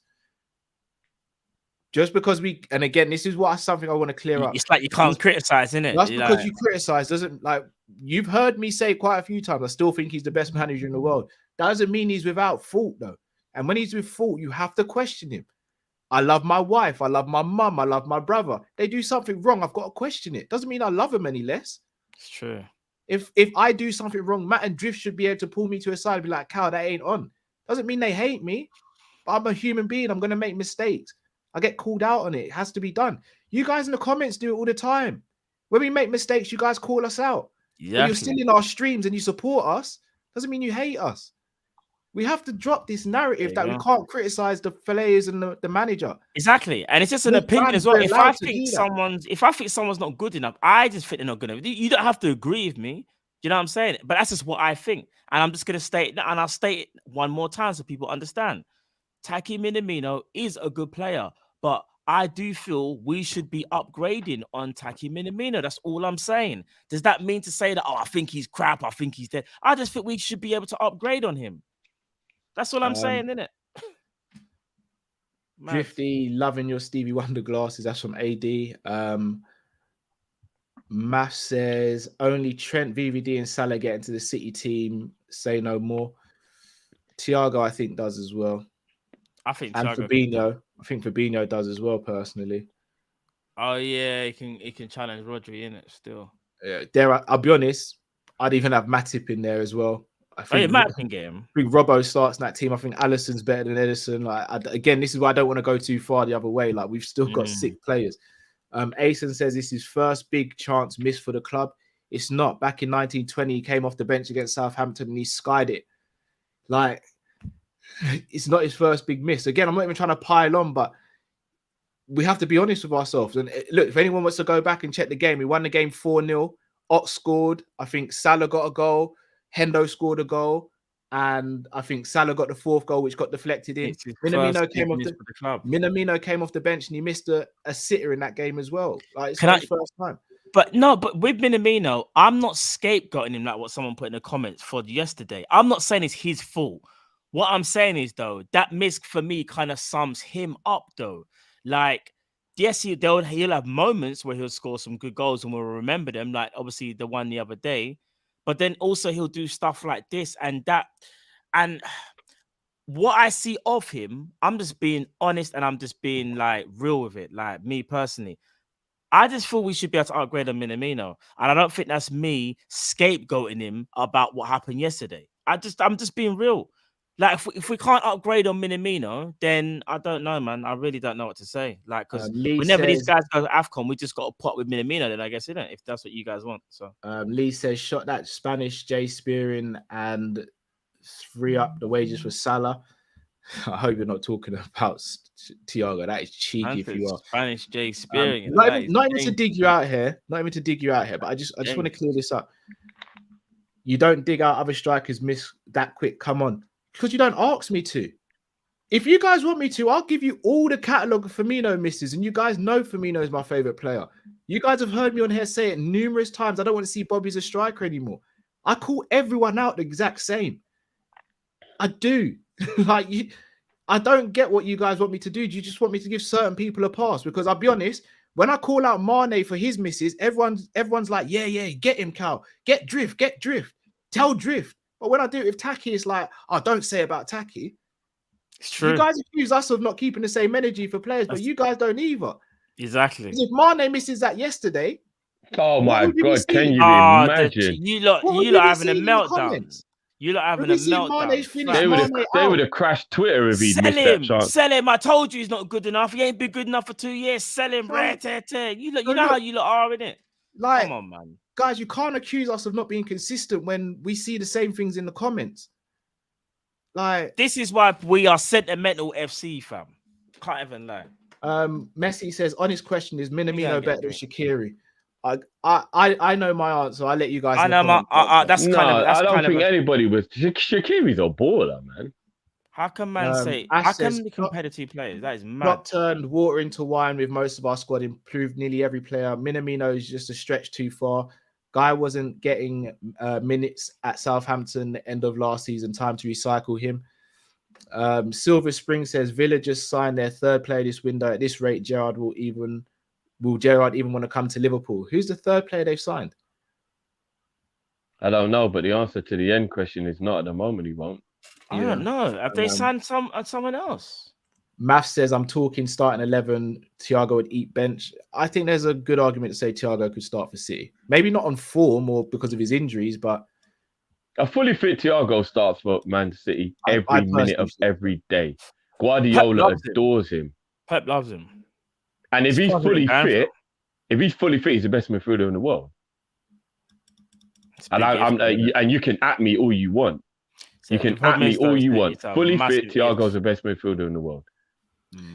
Right, let's get the next caller on. The legend. Yo. What's going on, bro? What's going on, bro? Clone Drifty, big up yourself. I see you. What you saying, man? What's going on, bro? You blessed? Nah, I'm cursed. Oh, Lord. He's feeling better, by the way. He's feeling better as well from last week. Nah, there's an inner Villa fan, man, telling me to go behind Gerard, man. It's tough, but I'm trying to keep him in check. I ain't trying to do the lead thing, you know what I'm saying? Them made Europa. I don't know. But what I want to ask you, man, because I know you men are all FSG out, except for Dark Callum. I like Dark Callum. You see when Rodgers almost won the league, and everybody was not really saying FSG out, and then Klopp came in. I think we got Klopp right before he busted this big thing. You know what I'm saying? Because I think he got stale at Dortmund. A lot of people remember that. Yeah. Klopp ain't this world beater before we got him. Like, he was a world beater at Liverpool. I think we need to be more ruthless with our managers, and the manager needs to be more ruthless. I'm not saying Klopp is the problem, but he's like 75% the problem. His favoritism thing, I don't know what the strategy of play is at Liverpool. Since Firmino did the false 9 thing and we went on a madness with that little tactics, what was the other tactic? Klopp got to go. I'd rather Klopp go than FSG go, because FSG, yo, I'm telling you, listen. FSG is a structure, and we see it can work. Think about it. Rodgers almost won the league on the FSG, and Klopp won the league on the FSG. It's just a structure, and it's about you as a manager and what you can do with it. And I think Klopp is stale with it right now. Dry, done out here, man. I'm telling you, nothing else. Bring back Buvac. I'm telling you, that's what I'm at. That's what I'm at with it. Somebody had to say it. I'm saying it now. No, we're gonna have to chop that up now. We're gonna have to talk about it now, but it's not on the spot, blood. I'm gonna lie, but no. We're gonna talk. We'll talk now. We'll talk about that now, brother. All right, do that, man. Let me get back to this. Zabiri, you know we love you. It's all love, bro. It's all love, bro. It's all love. I'm gonna listen. That's a lot of people in the chat keep talking about it, you know what I'm saying? But somebody got to say it, man. It's not about FSG out and Klopp out. It's like, yo, it's a structure and it can work. You just need the right personnel in it. And I'm telling you, Klopp, shaky right now. Shaky warrior. I'm telling you. Gotta go. We'll chop that up now, brother. Boy, big up, bro. Big up as always, man. Big up, bro. Enjoy the food, bro. It's slapping, man. I'm telling you. I'm not gonna lie. When I saw you eating off camera, I was like, "Hey, I need to ask this what he's eating." Yeah, I see, bro. I was thinking, no, you know what? You should be hungry, bro. I'm not gonna lie, bro. I wanted to go and get some food myself. Nah, it's a pineapple fried rice with shrimp with fried duck, like Thai spot, bro. It's banging. Got like I like Thai food as well, you know, bro. Oh my days. Nah, bro. I tell myself, like, I can't let them call in and see me dealing with it like this, you know what I'm Bro, enjoy yourself, eat your food, fam. Don't worry, enjoy yourself, eat your food, bro. Yeah, enjoy, bro. Enjoy, man. Big up, bro. Man. Take care. Hey, Dark Callum, stay up, man. I see you. Big up, brother. Yes, man. Guys, you mind if I take this one? Yeah. Do your thing, bro. Everyone knows how much I love Zabiri. I love Zabiri to bits. I can't disagree more. I'm not gonna lie with what he said. Klopp was a world beater before we got him. Borussia Dortmund with Klopp, he literally turned them into an average team into one of the best teams in the world, and was a couple of seconds away from getting to the extra time in the Champions League final. Still didn't win it, but he had no right to be in that final, especially that year. And then he came to Liverpool and he transcended us from being one of the better teams to the best team. Yeah. FSG before Klopp came in. So they came in, if I'm not mistaken, was it the 11-12 season? 2010 10-11 season. Into 2011, yeah. All right. So on that premise, that season we finished 6th, then they finished 8th, then we finished 7th, then 6th, then sorry, then we finished. So we finished 6th, 8th, 7th, second under Rodgers, 6th, 8th, and then Klopp came in. We finished 4th, 4th, 2nd, 1st, and 3rd. I think that pretty much says it all. Without Klopp, FSG, then no one's in the game. I know people say yes, we lost a couple of finals under. Well, no, we didn't. We didn't lose any finals under Rodgers. We lost a couple of finals. No, one final. We lost finals under Klopp, though. Remember, we lost the Champions League. We lost the Carling Cup. But you don't. We lost quite a few semi-finals. Oh, we lost the Europa as well, fam. We lost a few under Klopp, you know. But they're losses at the end of the day, innit? No, that's true. I'm just saying, though. Yeah. So FSG weren't achieving anything before Klopp. Klopp came in and changed the whole momentum. So the fact that Rodgers finished second once doesn't, for me, justify that FSG are great owners, because, put it this way, without Klopp, I don't think we get to anywhere.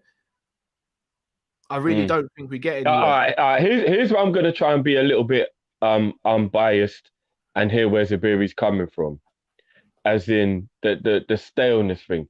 I don't necessarily think it's that Klopp goes stale. What I think is the stubbornness, and we've spoken about this on numerous occasions. It's kind of like Wenger and a few other managers. And you know what? I'm even going to put Ancelotti and Mourinho in this category. World-class managers, possibly the greatest managers who's ever lived, alongside with Pep and Ferguson, etc. Right? It's almost like there's an ignorance within their own mind of, I know what I'm doing. I've proved I'm successful, and I'll just keep banging this drum because it will eventually work. And I feel like maybe only after a certain amount of time, like with Mourinho now, where he might go, oh shit, maybe it is me.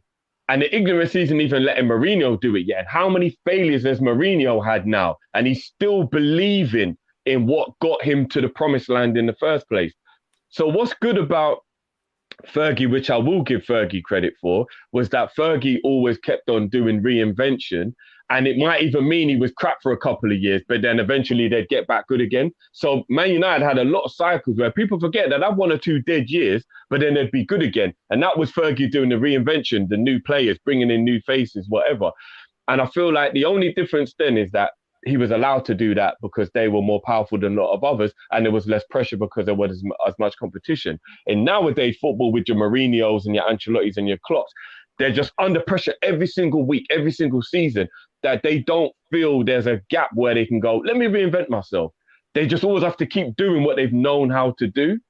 So it feels like staleness, but at the same time, I think it's ignorance. I think it's like that whole, I'm just going to keep doing this, man, fuck it. It's both, Drift.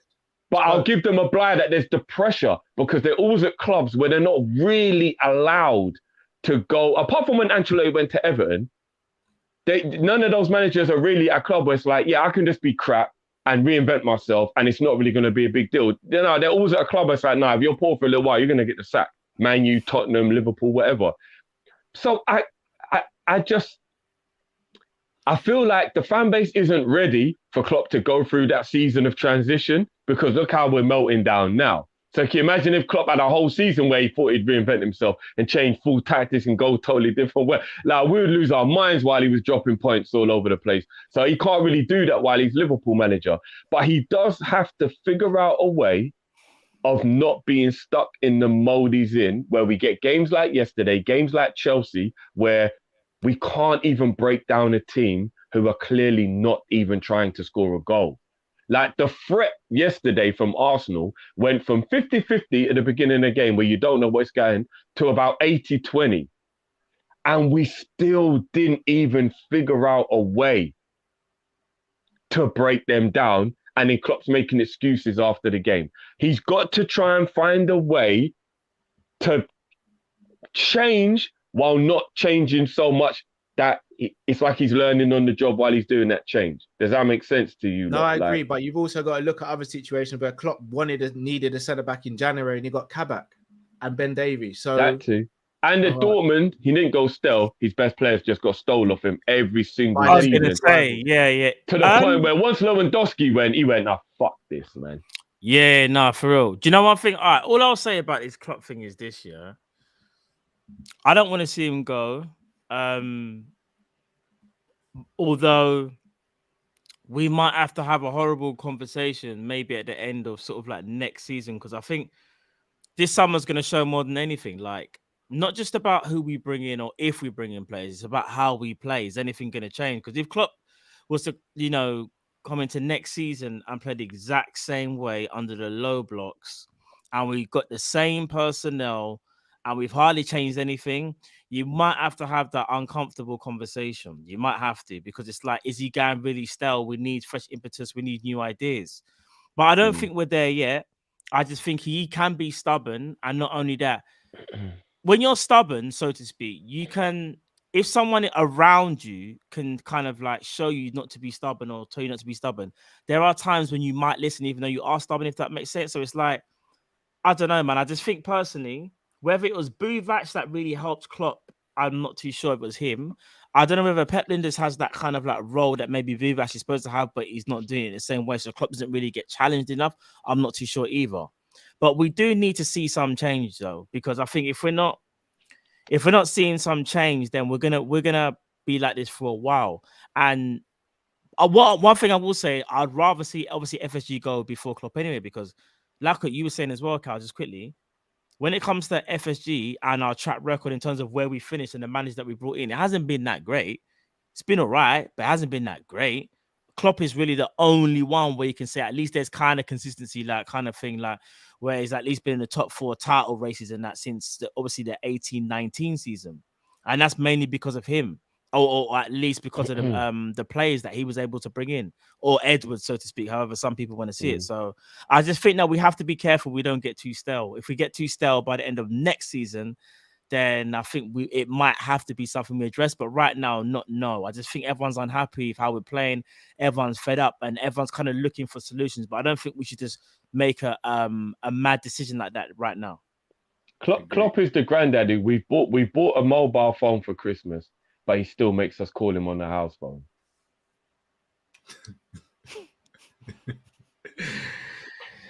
Right. Here he is. Guna Lee, welcome to the show, sir. Oh, no, don't tell me he's frozen. Good. Oh, he's frozen. Oh, bro. Just like Lacazette, he's frozen. Is that moving mad? Is it moving mad? Or? Oh, no, you're back now. You're back. Listen, my 2 minutes. Firstly, big up to Berry. That food look banging, but you're still a pagan, innit? That's my first. The second one, look, we can crack jokes as much as you want, but Liverpool is known as one of the biggest clubs in the world, and we have to have a serious chat about this. You man cheated, and it's not funny. For me, it's bad, bro. And you know what? We could laugh, Go on, Jeffrey, go on. No. Are you still doing this, bro? Are you still No, pause it. I'm going to show you, because Lee, you're going to want to see this. Are you still angry about the postponement? No, Drifty, wait. Lee, I need you to answer this, and then we're going to move forward. Can you see the screen? Yeah, and I'm going to go into that. I was going to go into that. You sure? Is it big enough? Can you see that? Can you read that? You know, it's two totally different things, isn't it? Bro, I need you. But bro, just for the people that can't see it, I need you to read that for me, fam. What does that say? And be honest. What does it say, bro? Hold on. I'm the school teacher. I'll just need you to read it for me. I'll gladly read it. I'll read it. I won't even do like that. No, because you're my boy. I won't do that. I'll read it. I'll read it. I'll be big. Twitter page officially. Arsenal says we can confirm. Read it properly, Matt. It's got the red siren. Red siren. We can confirm we made an application to the Premier League to postpone Saturday's North London derby. Okay. And do you guys? Okay. Can I just explain? Do you actually know the rules of how and why this happened? Well, I know you've only got one vid case in the whole squad, though, Lee. Yes. But you know the rules actually stipulate that it's to do with injuries and COVID. That is, we're not making anything up. That's the rules. With Liverpool, you had 10 false positives. Now, I've heard and I've seen that the probability of that being true and that coming to fruition, you have more chance of winning the lottery. Now, for that to happen, come on, that's actually quite strange and that's quite mad. So how did that happen? Whereas with Arsenal, we have 14 players, 15 players that are now out. Now, I don't agree with it now because so I'm agreeing with you, man. I don't agree with the fact that Arsenal are what they've done, but with us, we haven't cheated. We're going by the rules of the Premier League. This is what the rules of the Premier League. It's not the FA. It's not the Carling Cup or League Cup. It's the rules of the Premier League. So it's a lot different. So I'm not saying that what you are saying isn't correct, but what I'm saying is you, man, as in Liverpool, the club cheated, and I think.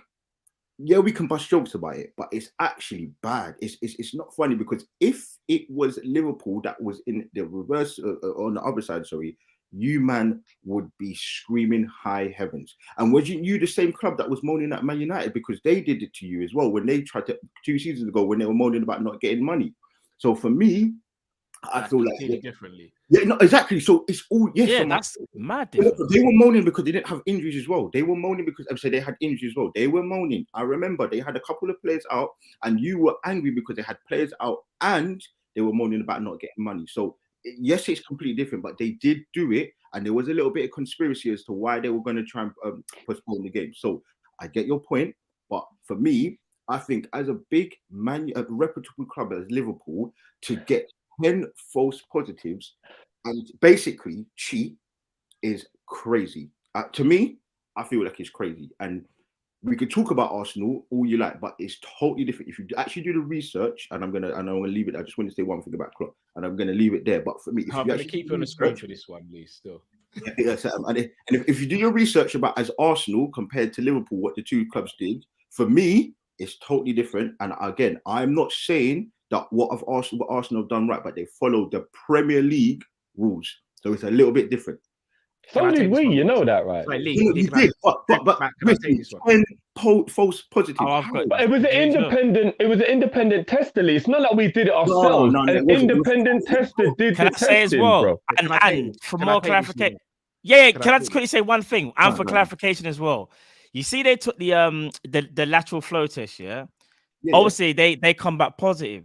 They had to tell the EFL that those lateral tests obviously have come back positive, yeah. Then obviously they were like, just to make sure we're gonna do the PCR testing, yeah.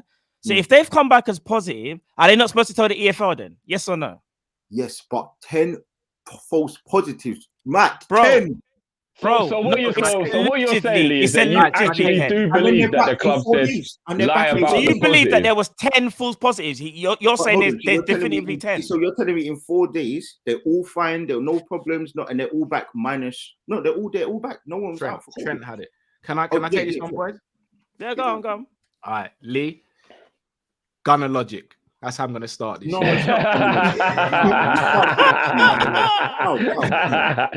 Hear me out.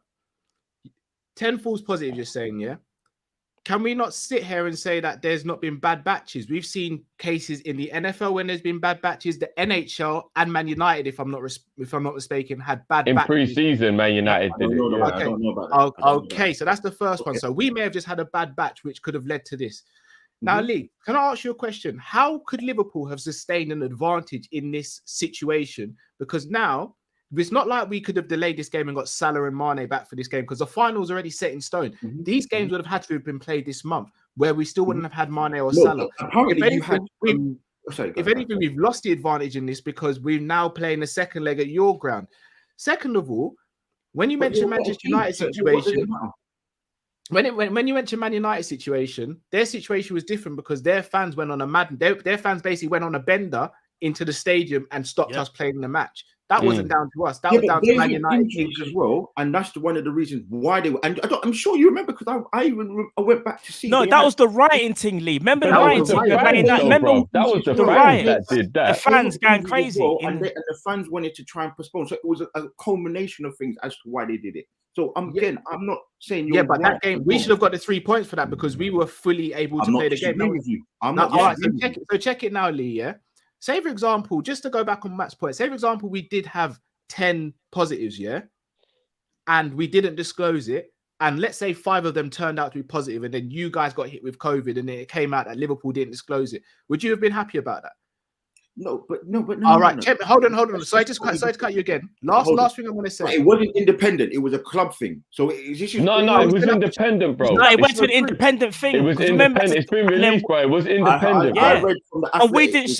And we didn't. No. The Athletic said we didn't even shut down the training ground. That was the independent committee that shut it down. So we didn't. We got told to shut it down. We got told to shut it down, bro. Seriously. And then last thing, Lee, you guys are saying you want the game cancelled because of injuries and all that. Am I not mistakenly in saying that you sent out Maitland-Niles on loan? Yeah, but that's two. Hold on. Wait a minute. Hold on. No, wait a minute. Am I not mistaken? Am I not correct in saying that you guys spent more money than anyone else this summer, but you still didn't address the midfield situation? Am I not right in saying players like Patino and all these other players can play in central midfield? So you got the kids. So this you not told us to play the kids, but you don't want to use your own kids, though. I don't understand that. Okay, but all three of you are actually making no sense. You're saying to me about the making an announcement, yeah? I hear you. Mm-hmm. Again, I agree with you because they shouldn't have done it, but my point still remains. This is the Premier League rules. It doesn't matter. So even if we loaned out 3 players, it would make no difference because at the end of the day, we only have 14. Well, no, we have 12 players available. Lee, how many people are registered to Aston Football Club? It does not make no sense. What you're making sense. It doesn't make because these are Premier League rules. You could just go dip the under 18s. That's what you lot told us we should do. No. But again, I'm agreeing with you on this point. I don't think that's right. That's what I'm trying to say to you. I don't think that's right. Fair enough. Oh, so you're saying, we followed the rules of the EFL. But remember, there's 2 separate rules, though. So I get what you're trying to say. Yeah. Go on. Today, I'm not agreeing with you. So I think you're getting misconstrued with what I'm saying. I'm not saying what Arsenal, because I feel like they should play. I feel like Arsenal should play. But what I'm saying is, we can bust joke about what Liverpool did. But to me, I feel like you did something very scandalous as a club, as a big, reputable, probably, let's say the 3rd biggest club in the world, with 60 million fans? So, no, what am I chatting about? 70 million fans? Bro, to do that, and again, I'm not even trying to make it seem like it's a bad thing, but we bring this whole logic about Klopp saying he did about his mum and that. But bro, it looked a bit shady, bro. It looked a bit shady. So what you believe is that? So you believe that Liverpool actually said, "Yo, you man, lie about the test so that we don't have to play the game." That's actually what you think we did. So we can postpone the game for a week. The point that Callum said about the 2 players, Mane and Salah, you're right, but it wasn't about them because we knew they were out. It was about wasn't it Fabinho, Robertson, and you tried to get them players back because you had a couple of injuries. That was what the issue was. So for me, it just looks a bit scandalous. To me, it looks scandalous.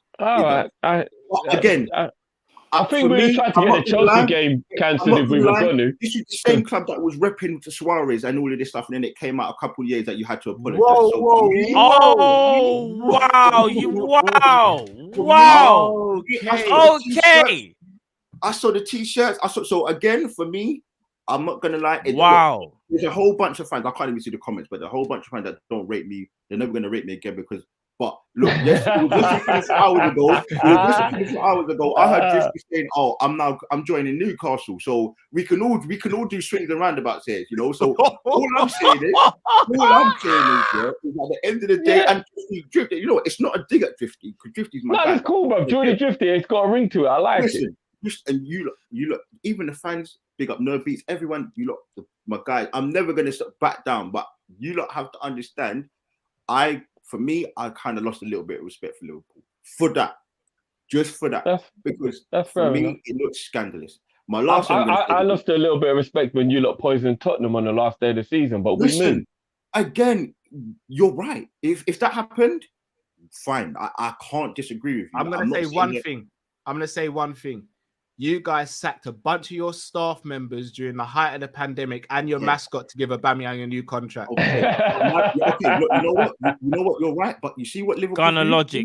Liverpool, they do this precious thing and it means more and all of this stuff.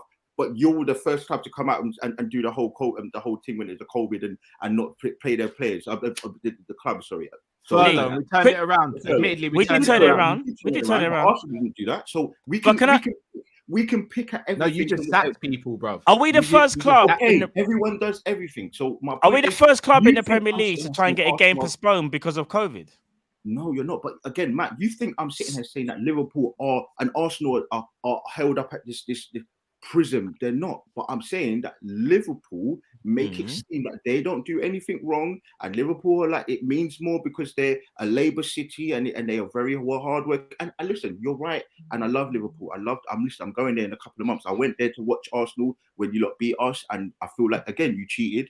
But it is what it is. That's my opinion. Bro, I told you, got a logic. You have a win or you learn. Got a logic. You win or learn, fam. And then again, I saw this whole thing about the Kop, and I was there, and it was very silent until the whole thing that happened with Arteta. I was there. So for me, look, I'm just talking more about what happened 2, 3, 4, 5 days ago. For me, I feel like it's cheated. Now, my only thing I was going to say, because I kind of feel like I've gone over and I've taken up too much time, is I just want Liverpool as a club to not follow Arsenal, because it's so scary that I see everything what happened at Arsenal at Liverpool. And my thing I'm scared about with Klopp is I feel like he is turning into an Arsene Wenger. And yesterday, Drifty said something, and I felt it, and I felt, you know what, it's true. I feel like Liverpool are actually done. And I'm going to tell you why in literally a minute. I look at our Klopp, and he's copying everything Arsene Wenger does, even down to this big trench coat that he's wearing, and he can't do the zipper. And I'm like, bro, just stop making them stupid mistakes with the subs. Stop coming out saying stupid things which Arsene Wenger used to do. Stop making excuses about stuff that doesn't even concern in the game. Stop not making the subs. Stop not buying players. And for me, reason why I would, if I was a Liverpool fan, I would be FSG out, is because I hate some of the same stuff that Arsene Wenger used to say to cover for the Cronkies, what Klopp says for the FSG lot. He keeps making excuses, and for me, I don't want Liverpool to copy Arsenal, because, bro, you man understand, bro. It hurts. It hurts because you're a big club, and when you're a big club and you go down into the mire and you lose everything that you were graceful. Arsenal had the best Premier League player ever to grace a Prem, and we're now languishing in 8th position. Yeah, so for me, I respect Liverpool, but it's just gone down a bit, and I don't want you to follow Arsenal, because you need a top Liverpool in this league. You do. No matter what, you have to have a top Liverpool in this league, because the rivalry with Man United, the rivalry with Man City, the rivalry with Arsenal, it's there. So for me, just FSG need to go. They need to go. For me, FSG need to go, because I hear too much of this, the same stuff with Kroenke and Arsene Wenger. All this kind of like, seems like he's siding with with FSG, and for me, it just seems it seems too much like an Arsenal trend, and I don't want that to happen to Liverpool, man, because you're a big club. And listen, that's fair to say. I don't want 50 to be hiding his face every week, man. I don't want it, bro. I don't want it. Neither do I, bro. I hear that, though. I will give you a bit of a warning, though, bro. Certain man in the comments are calling you Karen Lee, bro. So you got to pattern up, bro.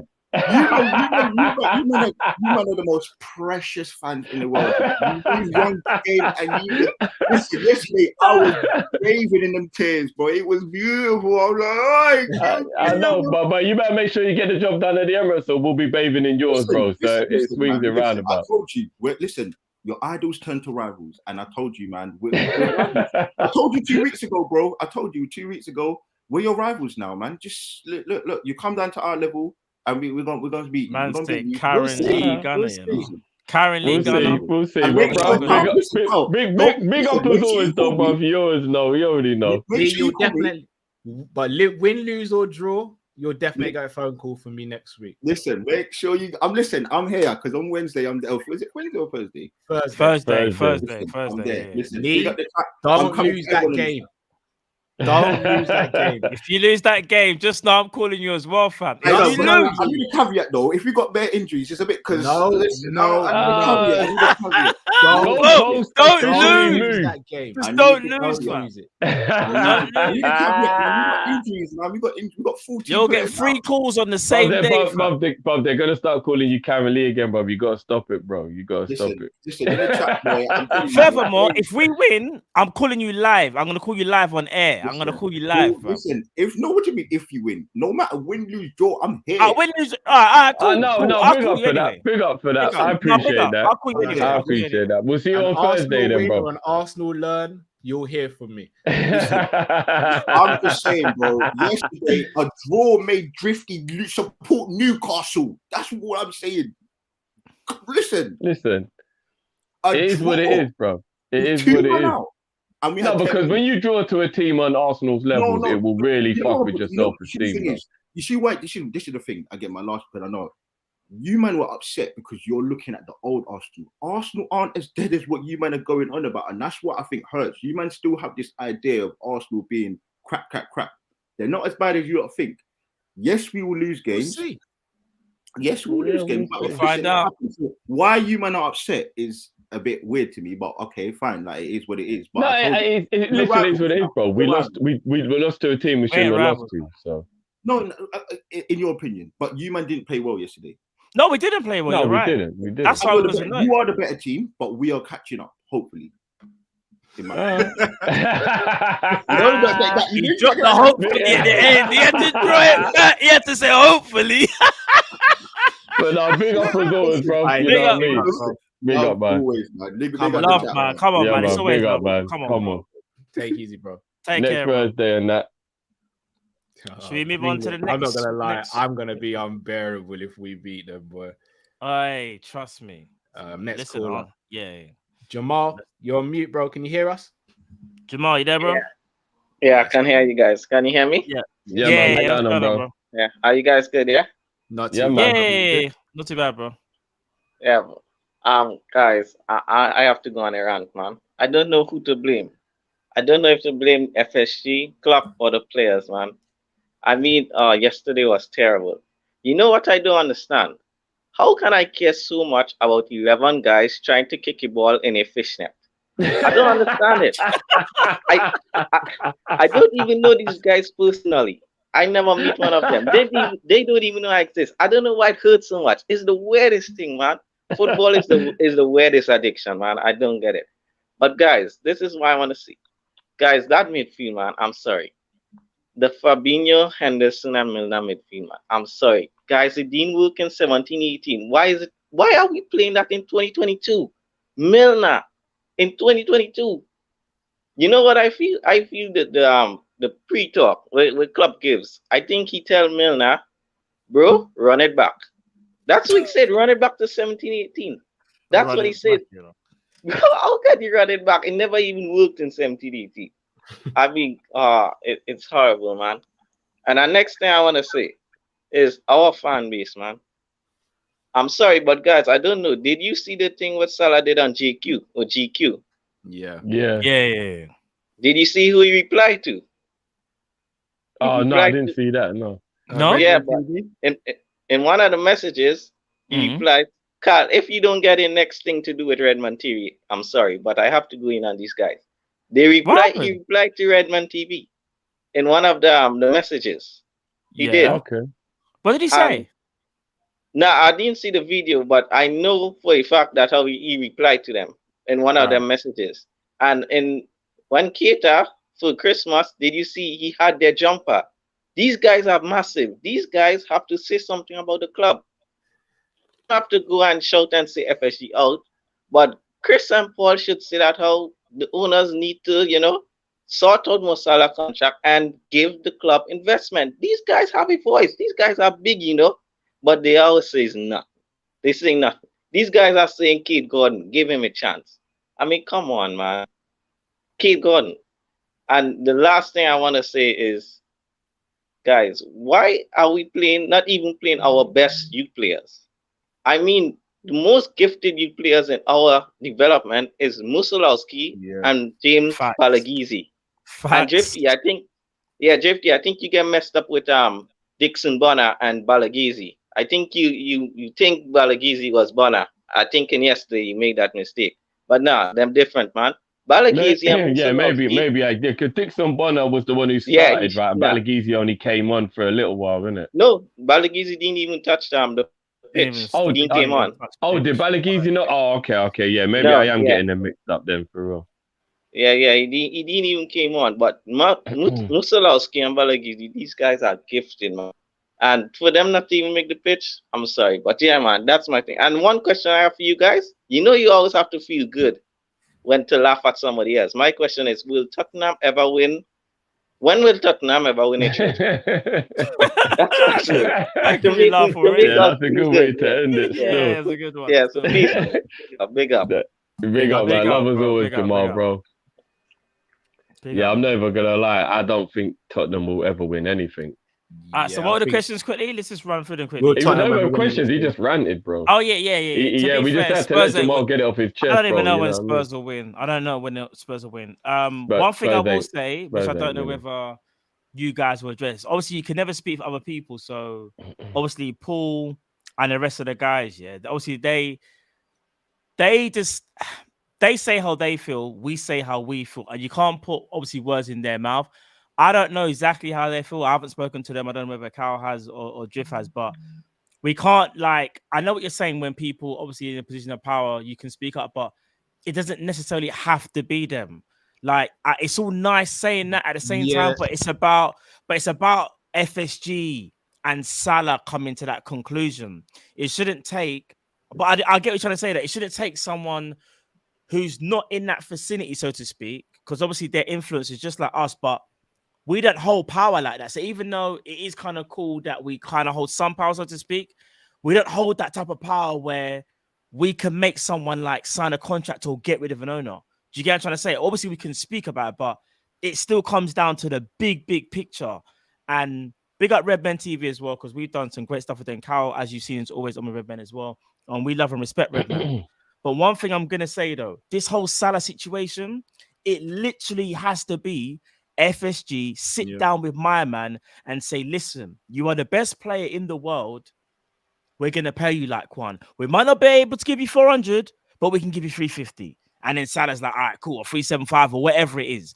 They need to come to a conclusion. It's only they can sort that out. We can't do that as much as we can talk, innit? Because it's still business is business at the end of the day, innit? You know what I'm saying? Yeah. Just to add on to that, again, so I've done shows with Paul, with Chris. Even me and Chris, we went on the Day Trippers with Grizz once. And me and Chris, we completely see opposite when it comes to the FSG stuff. But the thing that I will say about them is they articulate their points. I don't agree, but they don't agree with me. But we let each other articulate.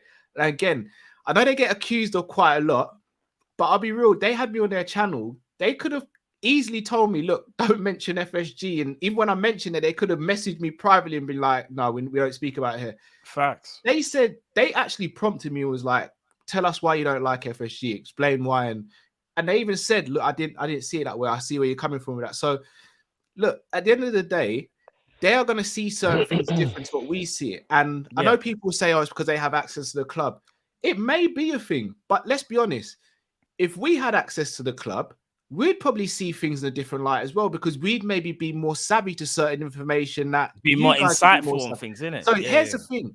You got to look at it both ways. Do I agree with everything they say? No. But let's be honest as well, with the ESL, they were the biggest they were the biggest channel really saying a lot about that. Like they really put the owners through it. Again, they didn't have to do that. So even the furlough thing, if I'm not mistaken, the furlough thing, they were going mad. Yeah, so they, you know what I'm saying? So you kind of have to, as you're saying, it swings and roundabouts. We might not agree with what they say, they might not agree with what we say, but there's a level of respect there where we'll let each other speak about it. And definitely there's certain things that we say that, maybe they're right on that, and vice versa. But I don't like the notion of it's got to be them who call out the owners because that will make a difference, because it won't. It might have a few more ears, but it's not going to change anything. And I think that's what we get in society a lot of the time. Is, let's say, for example, there's let's say, for example, something happens on the street. Straight away, it's, oh, this celebrity should be speaking about that. What's it going to do? Like FSG speaking of, FSG, Redmen speaking about FSG, what's it going to do? Fans are going to be fans at the end of the day. Yeah, and you're all going to have your personal opinions. You're going to have your personal opinions, isn't it? No, but it had to, I think, it had to be said still. Jerry James Show, welcome to the show, bro.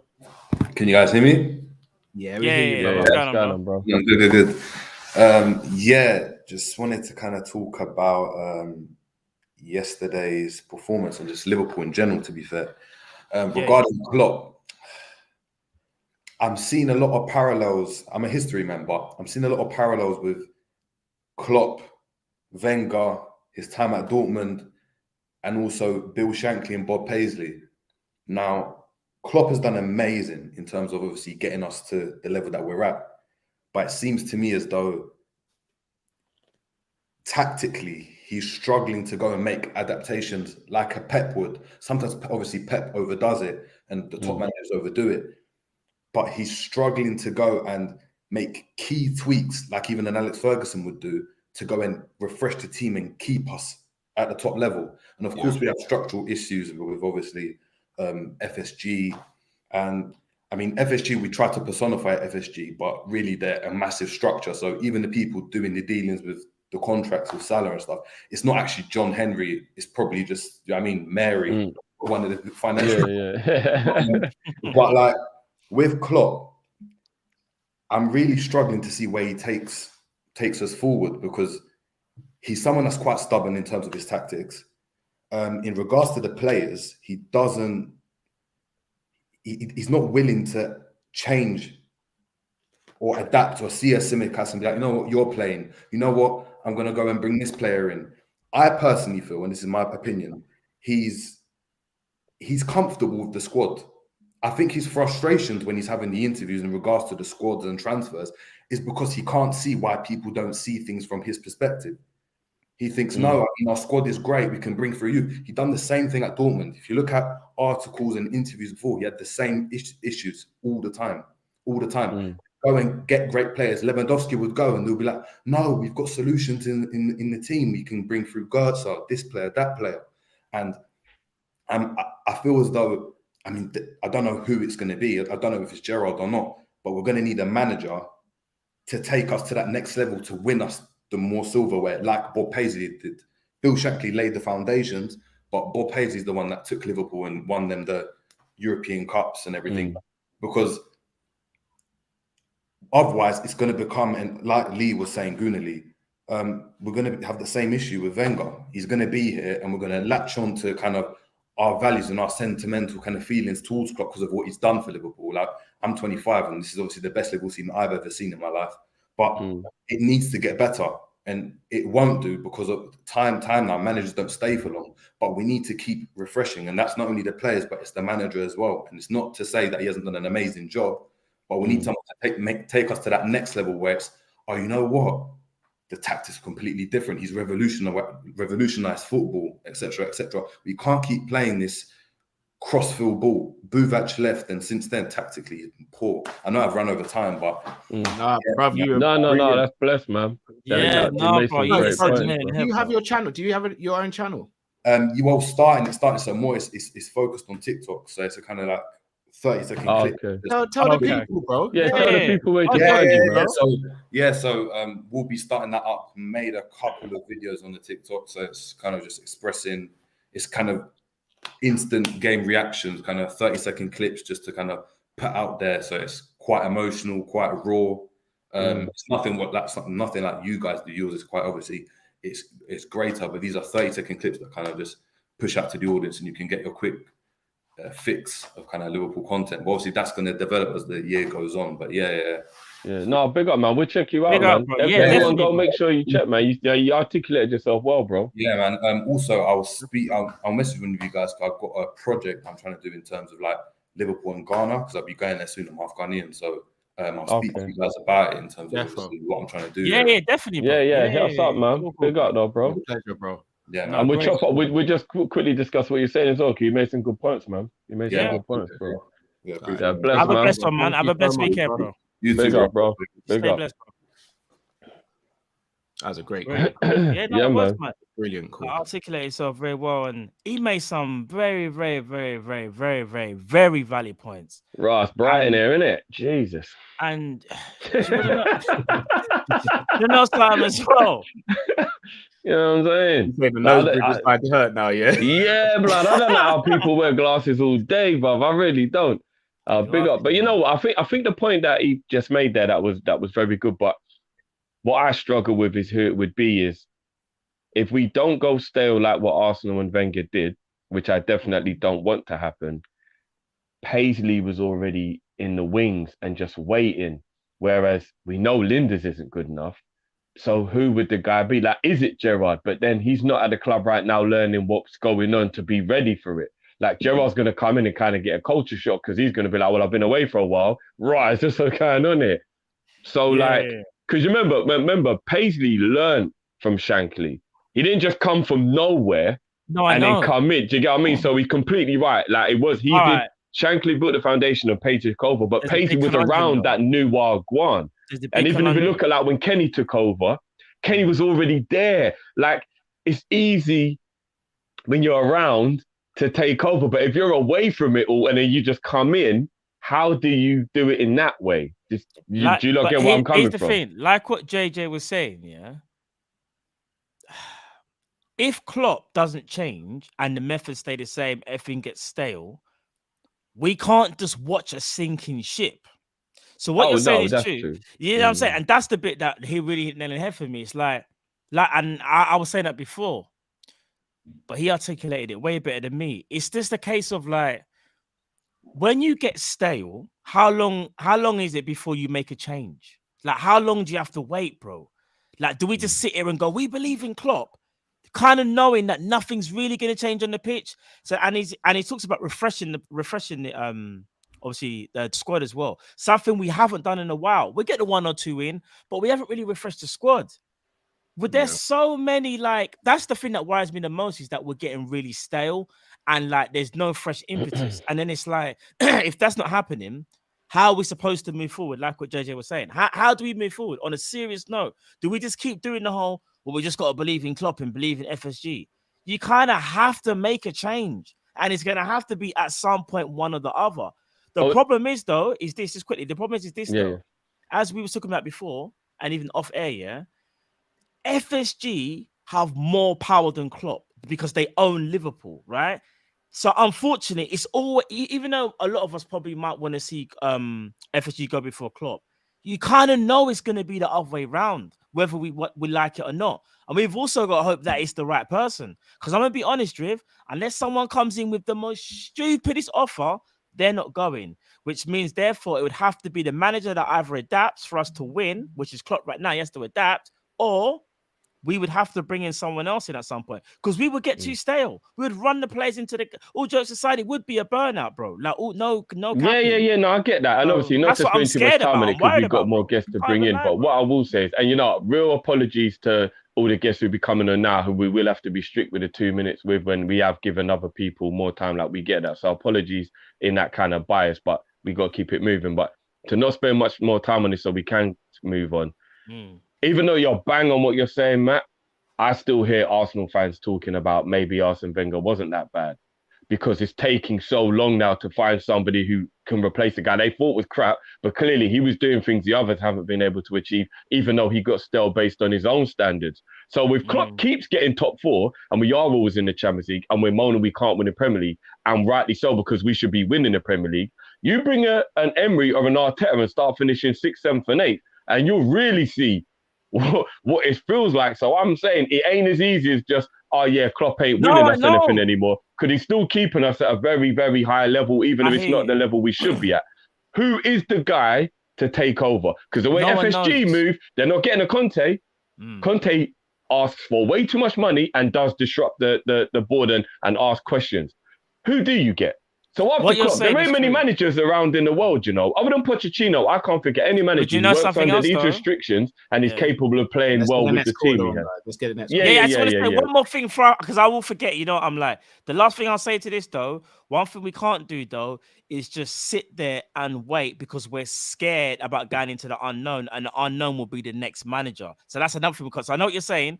After Klopp, it's like, look what's happened. So after Wenger, look what's happened to Arsenal. Yeah, they've been in the wilderness and they're kind of crying for him to come back. And was he as bad as what people are saying he is? And that might be true. The same thing with Klopp at some point. Yeah. However, we also can't be scared of change. That's another thing, because we'll just be sitting there in that mediocrity, and then we'll just get used to it, a bit like Arsenal. Maybe it took too long for them to make that change. Do you get what I'm trying to say? Maybe they were too scared to make that step. So, but there's no Pep and Klopp available. That so it's kind of mad. It's kind of 50-50. So it's different, isn't it? But yeah. Welcome to Jamrock. Hey, man, like Jamrock, you know. What's going on, What's bro? up, fellas? How you guys What's doing? going, bro? Not Yeah, not much, too man. bad, bro. Not too Could bad. be Bro. better. Yeah. Yeah, that's true. Yeah. I was gonna say at some point in time, like we also got to talk about some of the players that are in our core squad. As I was mentioning yesterday, 8 of those players are players from the starting lineup, and we couldn't beat a 10-man Arsenal. It's true, you know. That's a combination of tactic, and I've said it before. Some of the players that we have, even some of the core players, are stale and need to be moved on. They've gotten to the mountaintop already. No, it's real. They want a PL, they want a UCL, and sometimes if you don't have that dog in you, you're good. Facts. That's true. That's true. It's true, man. Klopp needs to be more ruthless. 1. And FSG, I don't know how it's going to work exactly because if I'm not mistaken, I think in Klopp's contract, he has final say on players coming in. So when you guys are talking about FSG buying players and this and that, if Klopp doesn't want a player, that player doesn't come in. So if Klopp didn't want Taki, he would have said, you know what, let's not buy him. Let's wait until the summer. He approved it. So we can't blame FSG and not blame Klopp. They're basically one and the same. Ooh. I agree we can't blame them both, but to say they're one and the same might be a bit too far. Here's why I said they're one and the same. In regards to players, again, if Klopp doesn't want a player, he's not going to come in. So any player that's there or a player that has re-signed a contract is because Klopp also wants a player to remain there. Yeah, I agree with that part. I agree with that. That's what I was saying. What about Gene? Oh yeah, Jabba. He said, "What about?" Carl said, "What about Genie?" Look, like I said, for me, when it comes to Genie Ronaldo, I don't know too much about it. I know they just didn't agree on wages, and that happens. But Klopp wanted him to stay, though. Klopp wanted him to stay, but he was basically going to be out of contract. That's different. If you're going to be out of contract, right? No, but Jammer, shouldn't the club have listened to Klopp and paid him the wages that he was asking for because Klopp was saying, I want him around? Yes. But that's not. But here's the thing. That's not how that works, though, because you have to make you have to meet somewhere in the middle, right?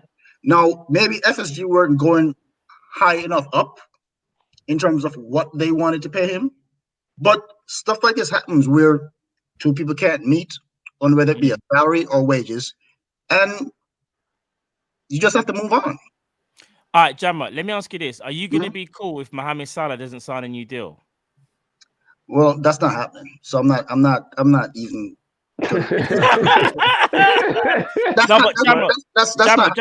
I'm not worried about that.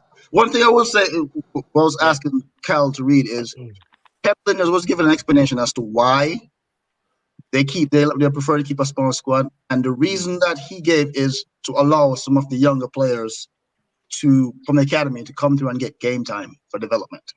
Like he actually said that. That's the strategic decision that him and the coaching staff, or Klopp and the coaching staff, made. Might want to look it up now. Fair enough.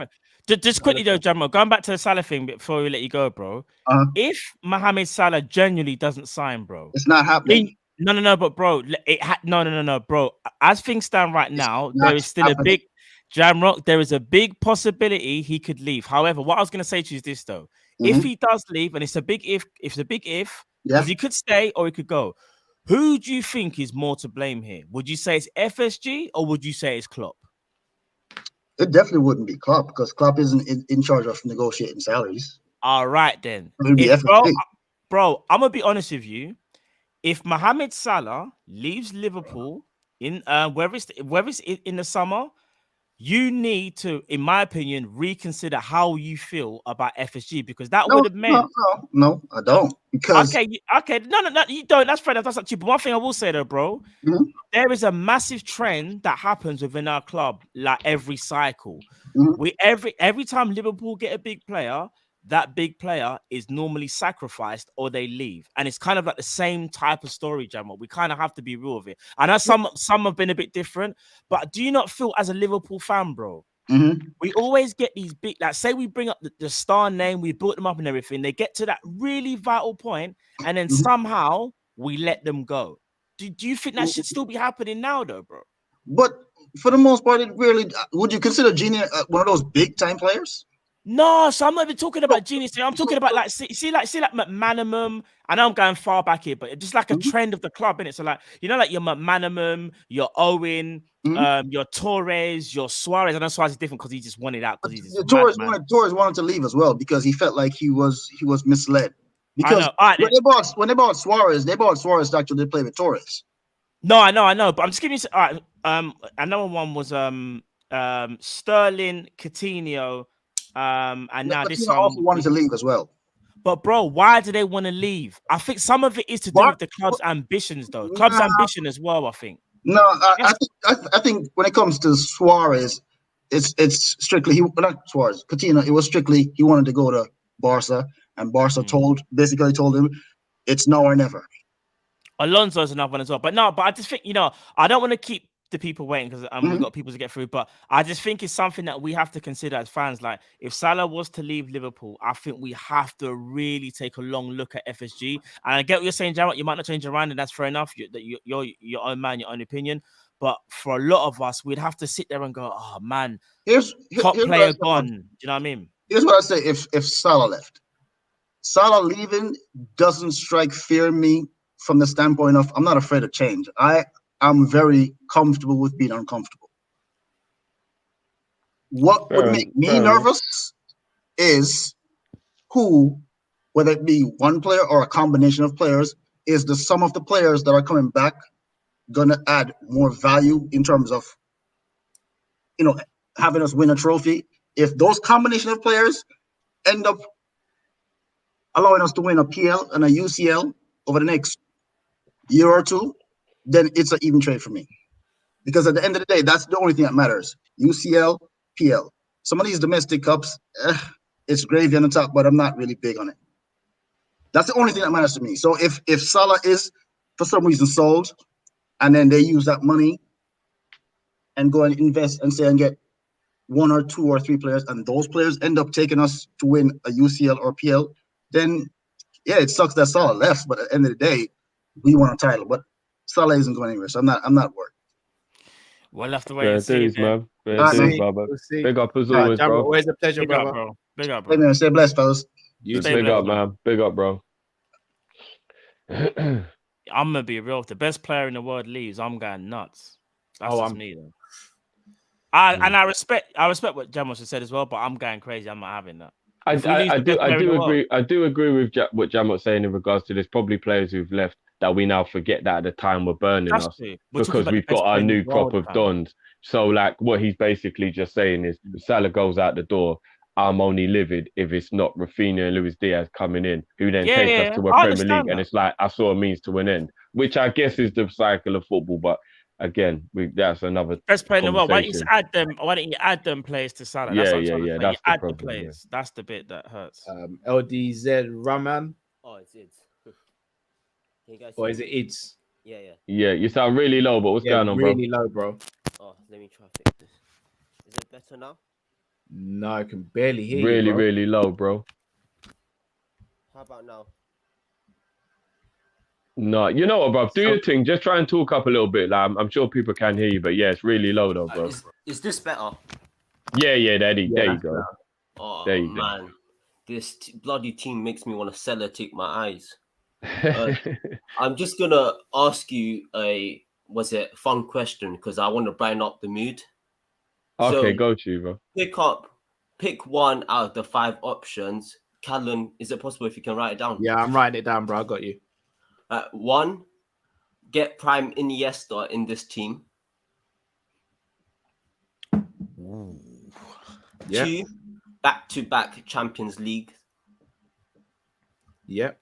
3, erase the past that Gerrard never slipped.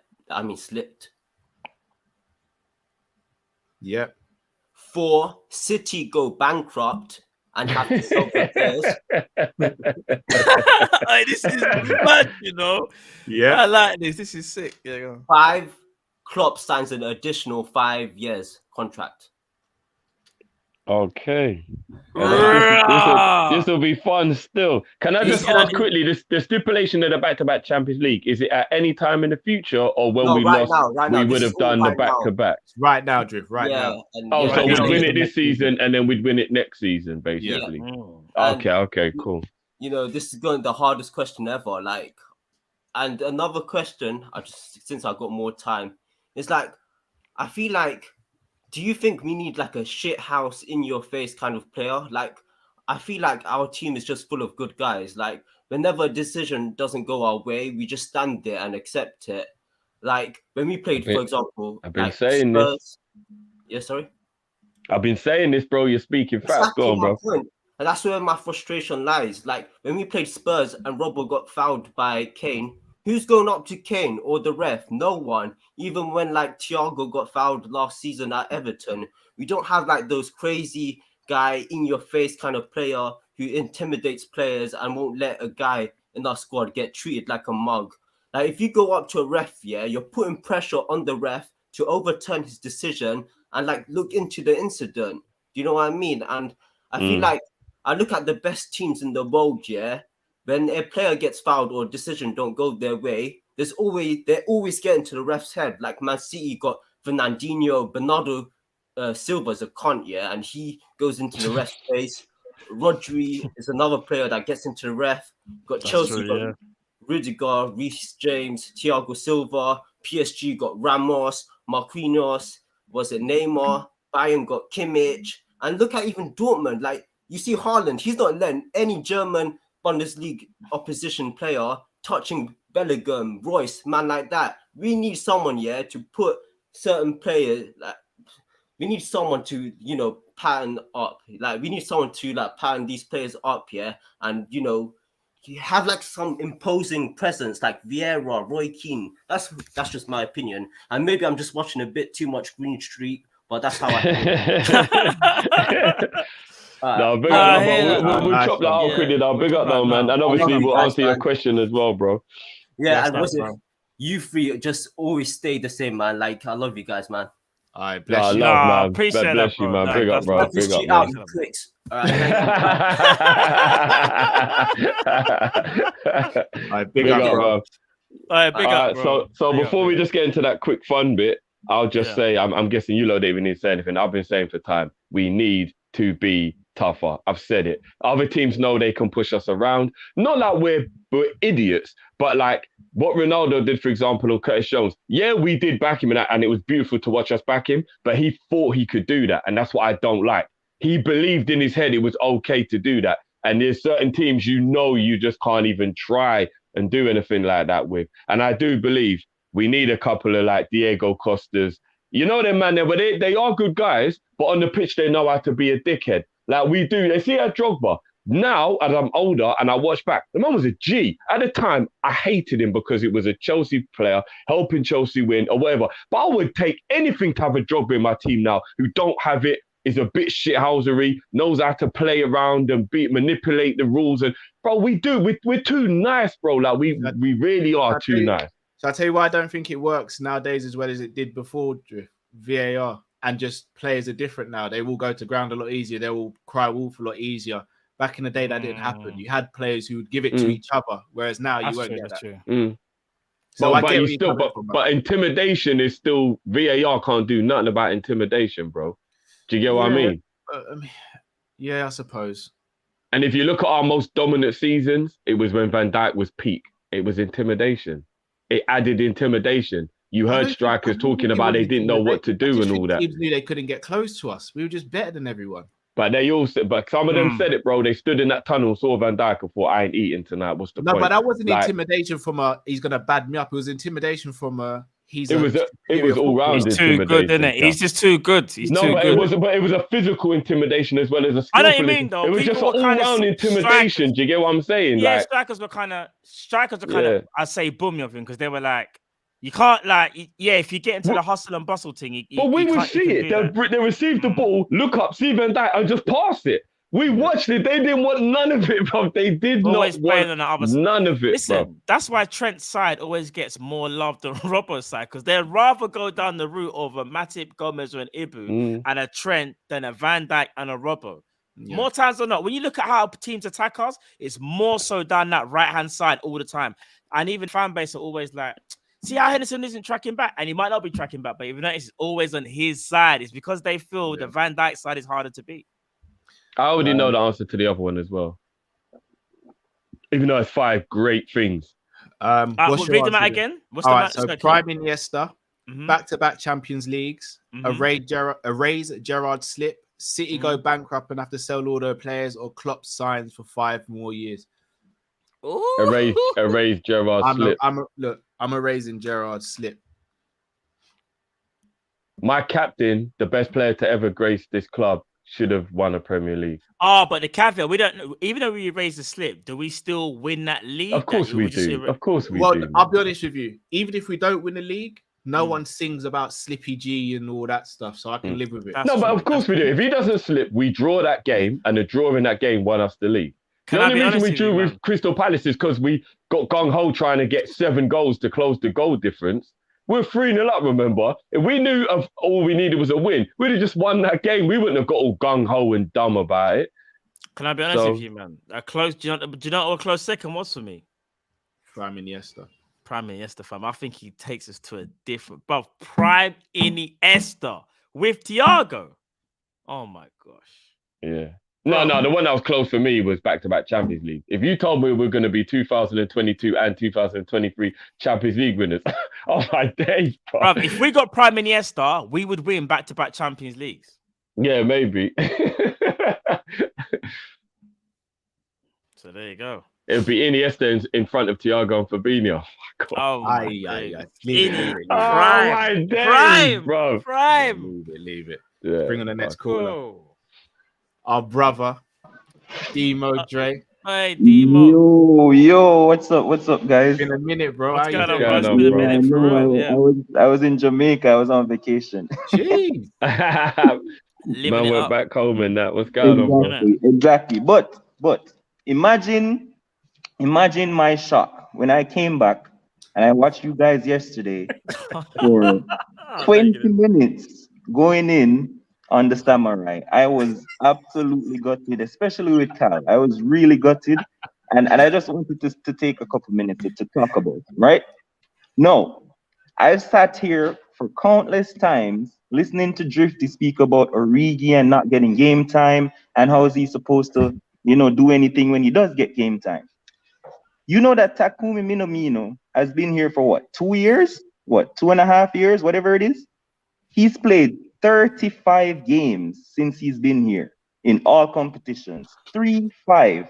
That's less than a Premier League season, and he's been here so long. 35 games, and 22 of them has been off the bench. Yeah? Now, we take that away, and for this season, he has played 646 minutes. Let me break it down even simpler. That's 7 games and 16 minutes.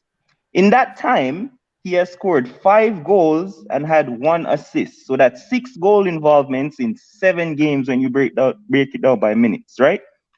And I don't know what you guys want him to do. What do you want him to do this season? 5 goals, 1 assist, including 1 Premier League goal against Arsenal, might I add. I think Sancho has 1 goal as well. What do you guys want him to do? He's not Salah, he's not Mane. He's what, 4th, 5th choice, and when he gets his chance to play, he delivers. This season, I'm talking about. Yeah, Sure, the miss was horrible. It happens to all of us. But for me, I think the guy needs a chance, and all of this just flashes back to all the hate I was getting for Nat Phillips, and we all know how that turned out. So all I'm saying, guys, the guy has talent. I just think that for me, I think that if Salah and Mane were here, I think Klopp would have dropped him for this game because he keeps on doing it. Like he doesn't want the competition. I don't know if he prioritizes the competition when it starts. The kids and the fringe players takes us to a point, and all of a sudden he takes them out. No Tsimikas in that game was also crazy, and like there's no consistency. And I think that if Salah and Mane were there, he would have dropped Minamino, who has 4 goals in said competition, and he would have started one of them. So I just think he needs time. I think he'll do well for us. And it's just like you guys really went in on him. Cal kept on saying, we're not going in, I'm not piling on, and then goes on to pile on. So my thing is, I wasn't part of that though, you know, bro. Remember, that was Matt and Cal yesterday. That weren't me, bro. Yeah. So my heart just couldn't take it, bro. I had to come and say something. I know you guys don't like him, you don't think he's good enough, but just give him a chance, bro. That's just my thing. Free the samurai. Big up on yourself. I love you guys all the time. Yeah, love, man. Big up as always, man. Love always, man. Come big on. up, big man. up, Dreamo. Big up. Big up, man. He's got a point there, guys. Yes. You heard those stats, man. Man's got 6 goal involvements in 7 games. You can't really say anything about it. Do you know what I'm gonna say? Yeah, this is what I'm gonna say. All right, so when we talk about Taki Minamino, I'm gonna read something for you guys, and just let me know how you feel when I read this. At Salzburg, Minamino was played in a fluid attacking role that allowed him to move freely and unlock doors, pick a pass, and move with an elegant gait. His comparatively slight frame has been described as an advantage, as his low center of gravity means he can run past players with ease. His manager, Jurgen Who was Klopp, this written by? This is on Wikipedia. Okay. They've actually got a style of play for Minamino. Liverpool manager Jurgen Klopp has heaped praise on him, saying prior to Liverpool signing him, I'd like to have Minamino for Liverpool. He's classy, the best talent. After a game against Ajax in the Champions League, Klopp said he's everywhere. He defends like a devil. Excuse that word. And then offensively, he's really involved. Taki Minamino, when I read that and talk about how he goes past players easily, yes, he may have done that at Salzburg, but I think for Liverpool, it's that step up. And I get it. Maybe I was being a bit harsh, but I'm just keeping it 100. Like, I do think the Liverpool level where you kind of want him maybe to do more, Demas. It's not like he's not doing enough. I think he can do more, or we can get a player that does more or have more impact, even if they don't get as many goals. They just have better impact for Liverpool. You see his style of play, how we're talking about, he's very, he talked about him being agile and the slight gait and all that. That's not working in the Prem, so to speak, I don't think. I don't think it's working. I'm just being real. Like, and I'm not trying to pile on. People think, oh, Matt, you're doing man dirty again. I'm not doing man dirty. I'm just saying, you see a backup off the bench here.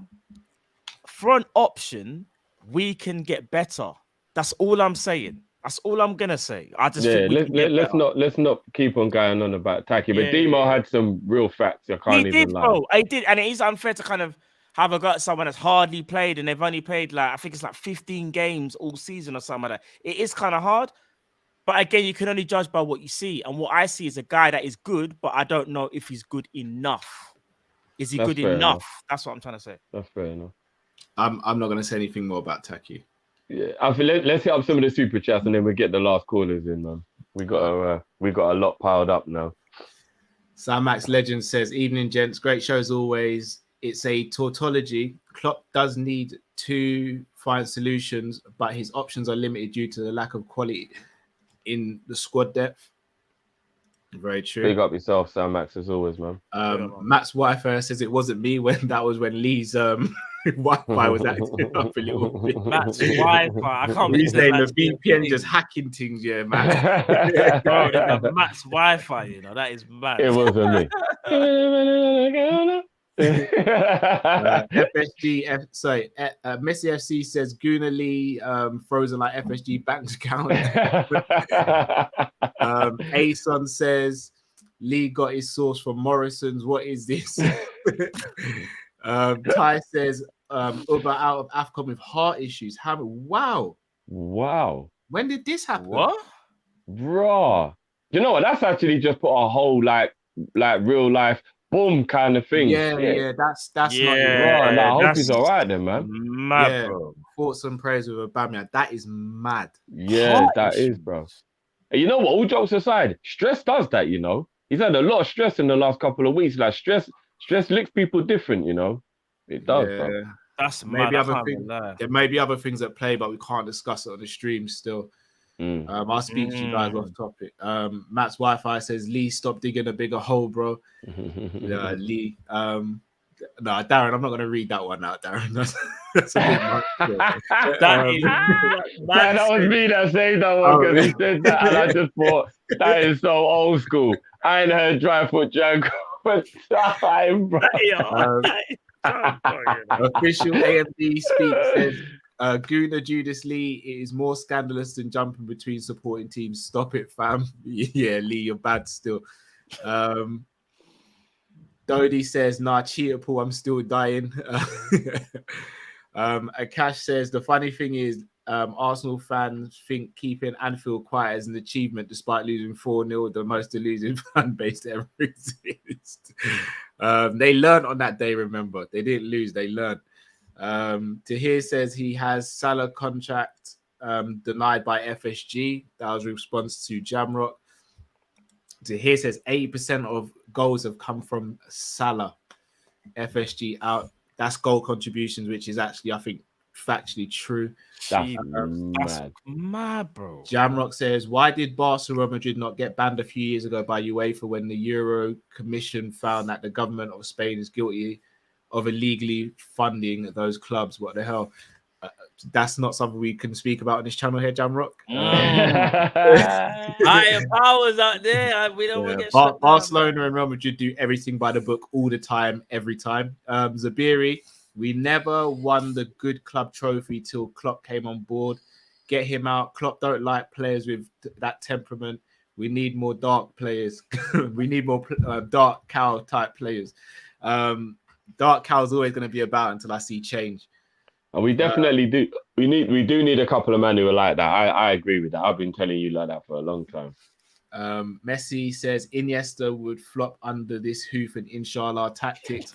Iniesta changes the way we play. Iniesta, Thiago, and Fabinho, you don't get the ball. There's no more hoofing. There's no more I hoofing. swear to God, if Klopp ever done hoofball with Iniesta, I'd ask him to leave personally. Yeah, so would I.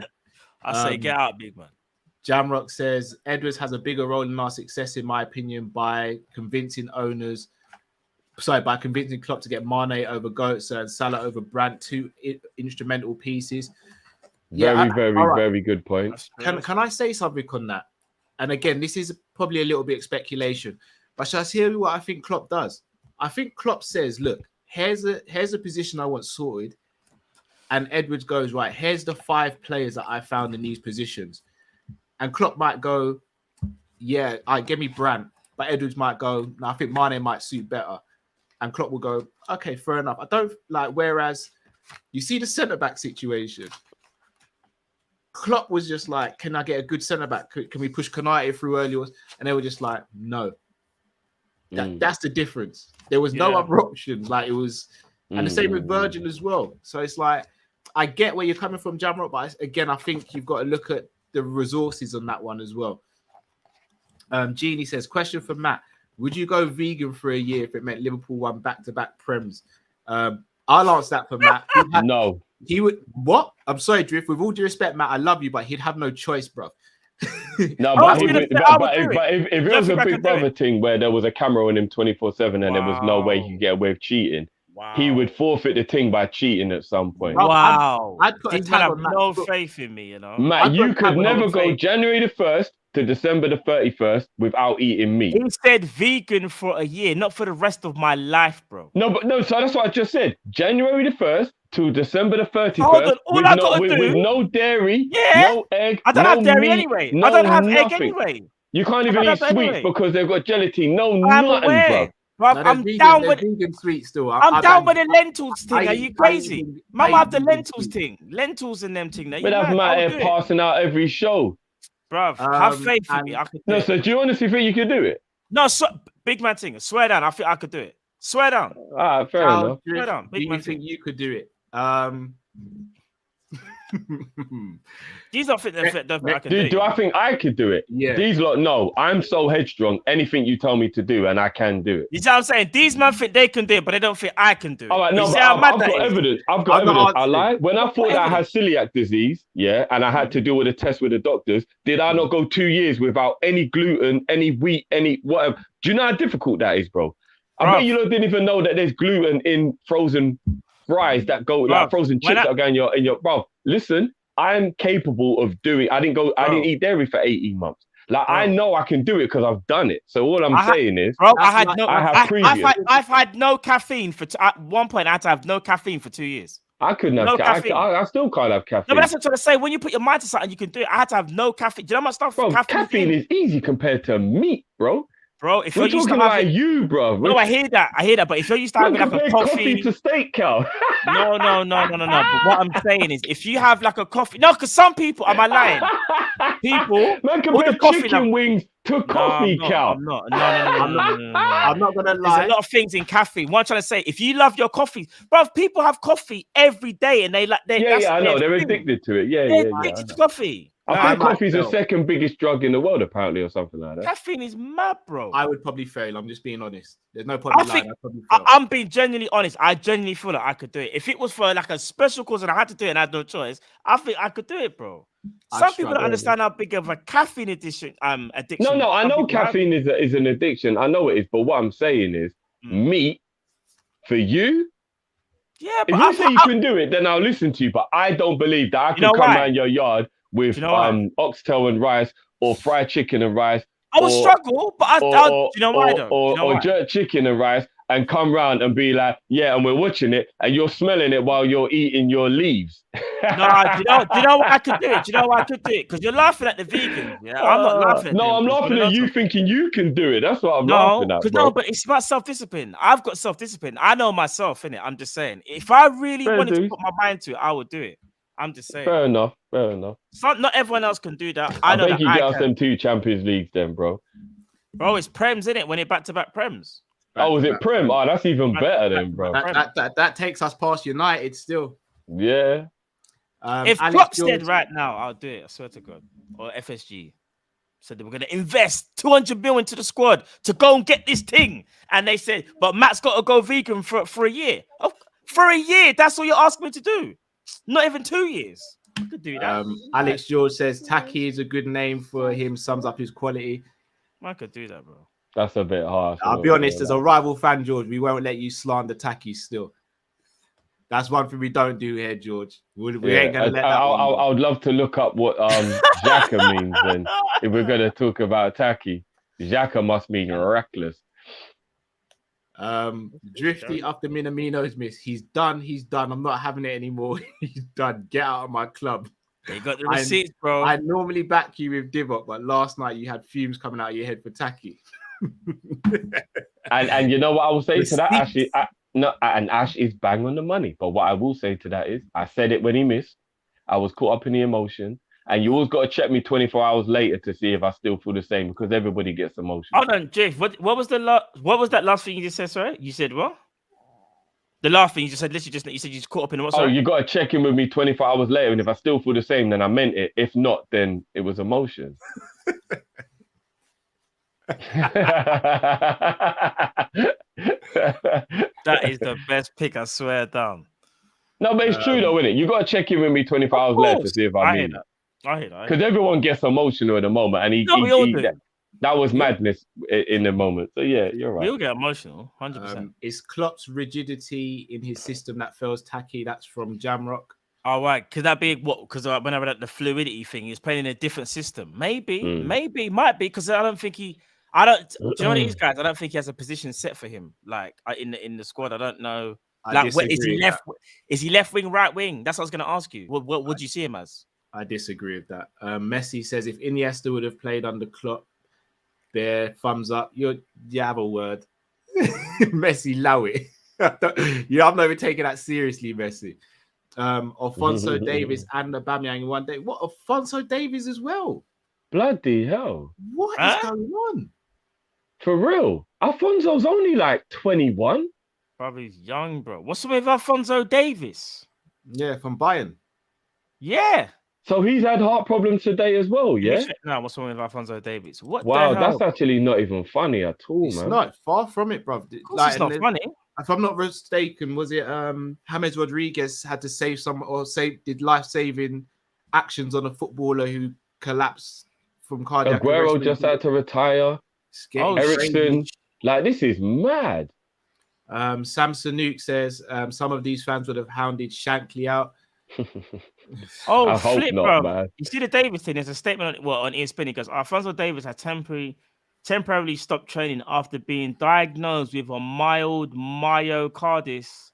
I don't even know how you pronounce that. Myocarditis, an inflammation of the heart muscle. That's mad. Wow. Jeez, he's only 21, man. He's stopped and he's expected to miss a few weeks due to a mild inflammation of the heart. Hopefully that might just be something where, like, you know, like if you get a little chest infection or something, and then you can take some medication and get over it or something. Do you know what I mean? Hopefully that ain't like a condition that's hereditary or long lasting or anything like that. Inflamed heart muscles, and I believe he's got COVID as well. And that's just I don't know, man, that's nuts. Get well soon, bro. Yeah, indeed. Zabiri says, Matt, your voice is shaking loud, my G. We moved. My voice about the vegan thing, I think. That's just me getting annoyed that people don't believe that I can do it. But if people don't believe in me, that's fine. I believe in myself. You know? The only reason why I say it is because I've seen you make it look like a David Attenborough episode with the way the carcass is just left on the plate. So you know what's so mad, yeah? I just eat food like a normal grown-up, and because I bought him a large, and he said, "Oh, why do you get me a small?" I just bit my head, man. Bro, no one believes in me. If you don't want to believe in me, that's absolutely fine. I eat like a normal adult. I have 3 meals a day. I don't have 4. I don't have 5. All right. Okay. Some people, but if people are on diets and don't eat that much, whatever, you can't have a go at me for having a normal amount, though. Is it normal? All right, we'll move on. We'll move on from that because there's some stuff that I could say, but I can't say. 4 slices of toast and a whole tin of beans, and then saying I haven't had breakfast is not normal. But we'll move on. And people saying they've had breakfast. Are you ready for it? Are you ready for it? You're gonna make me do it. And people say that they've had breakfast when all they've had for breakfast is a packet of crisps. All right, we move.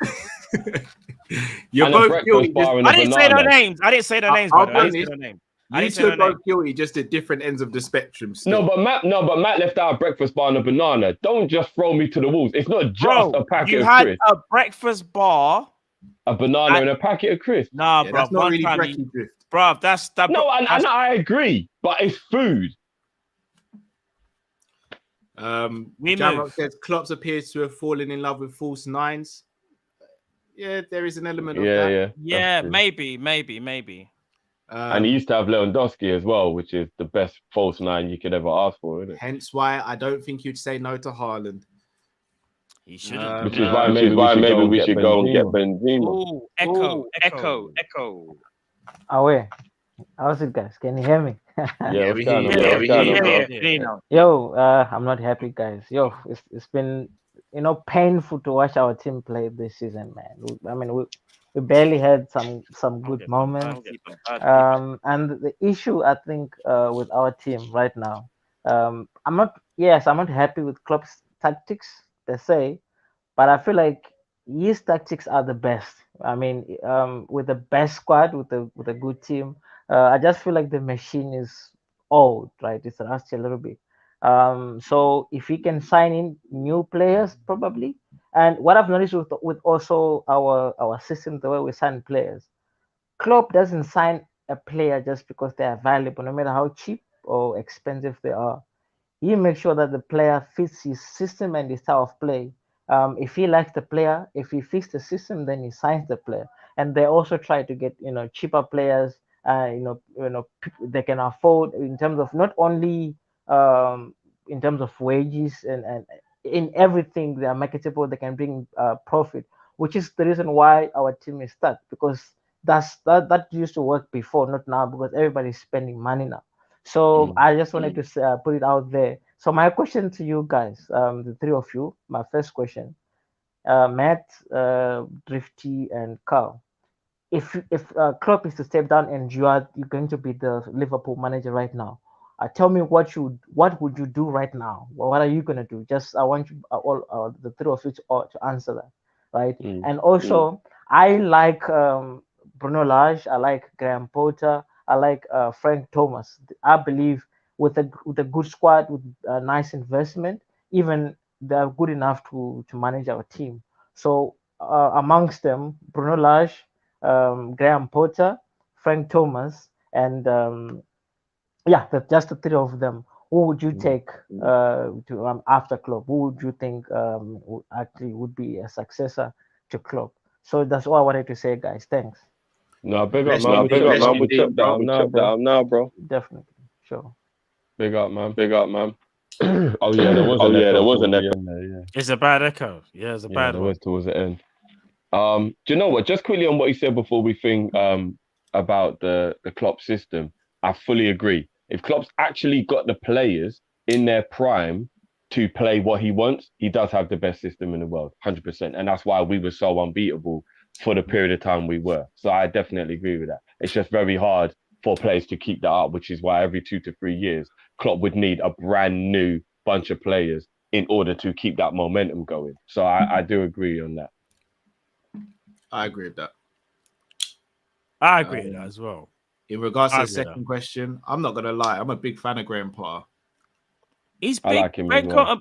Graham Potter's a big coach, bro. He's a talented coach. Very, very about underrated. it as well. You know, you can't push Graham Potter around. You know, he's very, very underrated. Another manager I do like though. Is it Ten Hag? Ten Hag's sick. And I think he goes United though.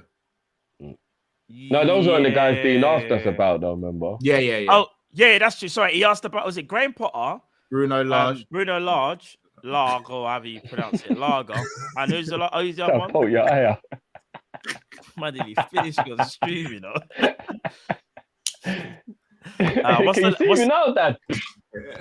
What's the last one? Frank something, I think. Frank? Yeah, no, thingy. Something Thomas. He said. I'm not gonna lie. When he said it, I don't actually know the guy who he said, but I'm sure it was something Thomas. Oh, I didn't know the third guy that he said. To be honest, I'd have to say be part of me. Those three. Yeah, probably. Oh, Thomas Frank. Thomas Frank. Yeah, that was it. I knew it was Thomas. I'll be honest. I don't. Who's Thomas Frank manager? Yeah, I don't actually know who that is. Oh, Brentford. Brentford. Oh, the Brent. Yes. He's a bit of a mad scientist, you know. Yeah, he is kind of good at. He's a bit of a mad scientist. I think he will be more of a gamble. I think Potter has more, for me, he's just got more receipts in it. There's more of what I've seen from his development. With the Brentford manager, remember this is his first season. So I will go and play it a bit safer. Well, no, you mean in the Prem? Because he's been doing really well with Brentford for a while, bro. No, but I'm talking about in the Prem. You see, remember who's Leeds manager again? The one that always kneels the calf. He kneels on his calf. What's his name? Meg the Stallion.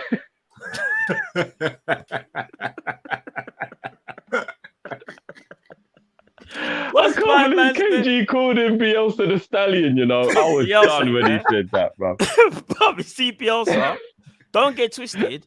There's probably a lot of people, including myself, that was like, no, look at the way Leeds play ball this season. And look at this season now, bro. It's like they play different as well.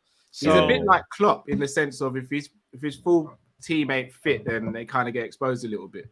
Yeah. So how much have you paid Little Man, by the way?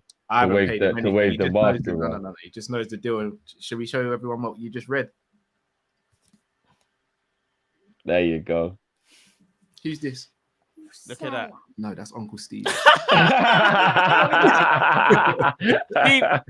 Steve is Coutinho. That's naughty, Uncle Man. What? Oh, sorry. Come on, do better, Uncle. Sorry, nephew. Sorry. Uncle. That's Stevie. Yeah, that's Uncle. Steve. That's Stevie. Sorry, Stevie. I got it wrong. I did get it wrong. Uncle. Yeah. Good boy. Sorry. Bang to right, boy. Sorry. Can I get high five, Stevie? High five? I got bang to right. Hey. Sorry. High five. I'm gonna bring on Wide John. Yeah. Big up Wide John. Yo, what's going on, guys? What's going on, bro? You're stressed, innit? I can tell you're stressed. You're stressed. you know what it is? Like, I got stressed when I was watching the preview for the Arsenal game. What was it on? Was it on Wednesday? Yeah. Yeah, man, I just got stressed in it because I was reading the comments and I was just like, fam, like, never mind FSG. It's just right now I'm more so just getting frustrated with our fan base, innit? Because I feel as though, like, I don't know, like our heads are so in the clouds, fam. I don't get how people are not seeing like the repeated patterns that even date back to like even before the Premier League started. Like, I don't know, a couple calls back, I think it was Jamrock that was saying obviously if we lose Salah, it's not really like a loss because we'll get over it kind of thing. But it's like if you look at it, like we've lost players like McManaman, Dean Saunders. Remember Dean Saunders was of course. Saunders was a baller, bro. Owen with a year left of his contract. Chan, Wijnaldum, bro. Like, I can't lie. Like, if you ask me personally, I genuinely think Salah's gonna leave. That's my stance on it right now. Because if it's taken this long, like the best player in the world, arguably top 3, and he's not even top. He's not even 2. He's not even 3. He's 1, and it's taken this long to give him a contract. I'm sorry, but I don't understand how you can give owners like this like credibility like that. Fam. Like, even from putting staff on furlough, increasing ticket price. I ain't been to a Liverpool game in like 3 years, mainly because ticket prices have been upped a lot. Do you get what I'm saying? So I don't know, man. And then like Klopp, oh my god, like Klopp is in the mud right now. I can't even lie. Like, tactically, me personally, I'm just so tired of seeing this 4-3-3. Like, I don't understand why we don't switch it up. 3-4-3, 4-2-3-1. Like, that's the one formation I've been screaming for. Me personally, it's just play Milner, so basically, Cater. Like, really, Chelsea game. Like, we're really like Milner ahead of Cater. Oh like how can you legislate for this? And then this is the thing that tops it off. The whole solutions quote that finished me. I can't even lie. We feel your pain, bro. Come on, you know already, bro. So I don't know, man. Like, you know what? I didn't even have any questions like as usual when I come on here because I don't have any like Liverpool fans like that to vent to. I only have one in it. But, like, no, get above. That's what we're here for. But you don't have to ask questions, bro. You just want to get off your chest, bro. Do you know what? Let me give you all jokes aside. Actually, you know what? Let me say this. Yeah, when we play against Brentford, just be prepared for the same 4-3-3 with the same players. Listen, yeah? And it's gonna hurt, but I'll do this. Yeah, I'll make you believe for 1 second. If I can make this a bit thing, I'll make you believe for 1 second. Yeah, that. Imagine you're the manager, yeah. What formation would you play? Would you play the same formation that I was saying about the 3-5-2? You see, with the players that we have at the moment, would you do that, or what would you do? Just out of interest, actually. I can't lie. I'll still play the is it 4-2-3-1? Would you play 4-2-3-1? Yeah, but I'll drop Henderson straight. Who would you put in for Henderson? He needs to hold bench. Anyone apart from Henderson and Milner, because I'm just getting sick and tired of it. Just put a number there. We'll just put a number 12. Anyone. I don't care if it's more. I don't care. I'm really not trying to see Hendo. I'm not trying to see Hendo and Milner, man, because I feel like anyways, I feel the 4-2-3-1 will probably get the best out of someone like Curtis Jones. I feel like him. If he plays Cam, I think we could see the best out of him. Yeah. So you think we should do that? But you see, with the players that we got at our disposal, I'm missing a player. You see the players we got at our disposal. Would you play that though right now though, in terms of like, because we haven't got the Mane and Salah to kind of get the best out of that formation? That's where I think our problem lies as well. You know. Here's my thing. There's actually, regarding the league, there's actually nothing to play for because we're not going to win the league. Oh boy, let me stop you right there then. Honestly, me personally, I gave all hope winning the league when I started seeing the signs when we drew little game. It was Brighton. It was Brighton at home. I said to myself, you know what? Nah, if we're gonna draw silly games like this at home, I can understand if it's Brighton away because Brighton at home, They're a credible side, but at home 2-2, we're 2-0 up, and we draw. That's poor. How like? Yeah. I agree with that. You got what I'm saying? Like, it's just. I agree, man. I don't know. I hear your pain, bro. Trust me. We all feel that way. Where do we actually go from here? Like, we actually don't know anymore. It's not like. I just gotta make my laugh, fam, because it's depressing, bro. You know what? The one thing that made me laugh before I came on the call is obviously the amount of cases that were like everyone just sticking up for Taki. And I'm thinking, bro, like Taki's no different from David and Gog. Taki's no different from like Aquilani and them man there. Like you're really like hyping this guy up. You know those other players that we could have got from Salzburg. There's those other players that were there, you know. Like what's my guy from Wolves? Huang. Huang. Oh my days. You know what's so mad? He was the player that was causing us problems. Yeah, he turned Virgil inside out. He mashed up Virgil, you know. You know what it is? To be fair, both of them did. Huang and Minamino played well. Huang played well in that game. Huang was different, bro. And the goal he scored, I said, who's this player? Who's this guy? Yeah. I don't know, man. I don't know, but listen, you'll be all right. You'll be all right, bro. Because on Sunday we're gonna see this man again. He's gonna do his thing. That is the second meme. And then we'll probably see a little bit of this as well. We're going on a little adventure as well during the game. And then to finish it off, it'll be like Liverpool will have the pin on the Twitter where they do the whole my days. Which side did you play? And then it'll be James Bond on side. I said that on my phone last night. Hey, no, but you know what? I can't lie. I know we're all kidding about Matip though, but bro, I can't lie. The runs he's making, I think we got to build a case he could play a bit up top, you know. Like, the guy is a G. You know what I'm saying? But... Matip is sick, bro. And I think he's throwing subliminals to the ownership as well. If I'm being honest with you, okay. Because you think the players don't want to play with bad boys themselves. Like he's saying, right, if I'm the only one who's doing this, you should figure something out. That's the thing. That's what I mean. I know. Regarding before I go, you mentioned ownership, so I'm just gonna grab something real quick. Hold on a second. Hey guys, it's John W. Henry here. Listen, I'm head of Fenway Sports Group, and I am obviously there seems to be a ruffling in feathers that the fan base they want me to spend money, and quite frankly. I'm not willing to do it. You've gotten the league after 30, is it 30 years or 35? I can't remember. Champions League. We signed you players like Adrian, who's very credible. No, really credible. Harvey, I mean, I know he had the temple injury, but you know, it gets that way. But I don't know why you're all mad. You know, Liverpool Family FC. Is it Family FC? Is that Family?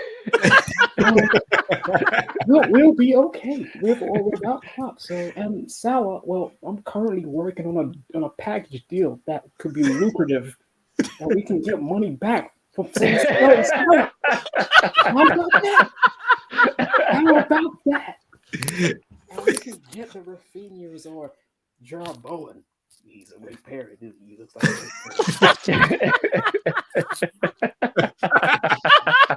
Bro, get these guys out of my club, man. That's goated. That was the closest Jay Henry I've heard. That was G. That was G. That was the best.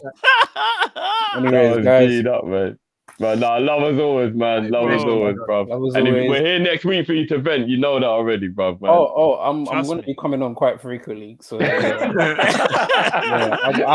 actually have the time now. So yeah, I'm making appearances. So. Big up, man. As always, man. Big up, man.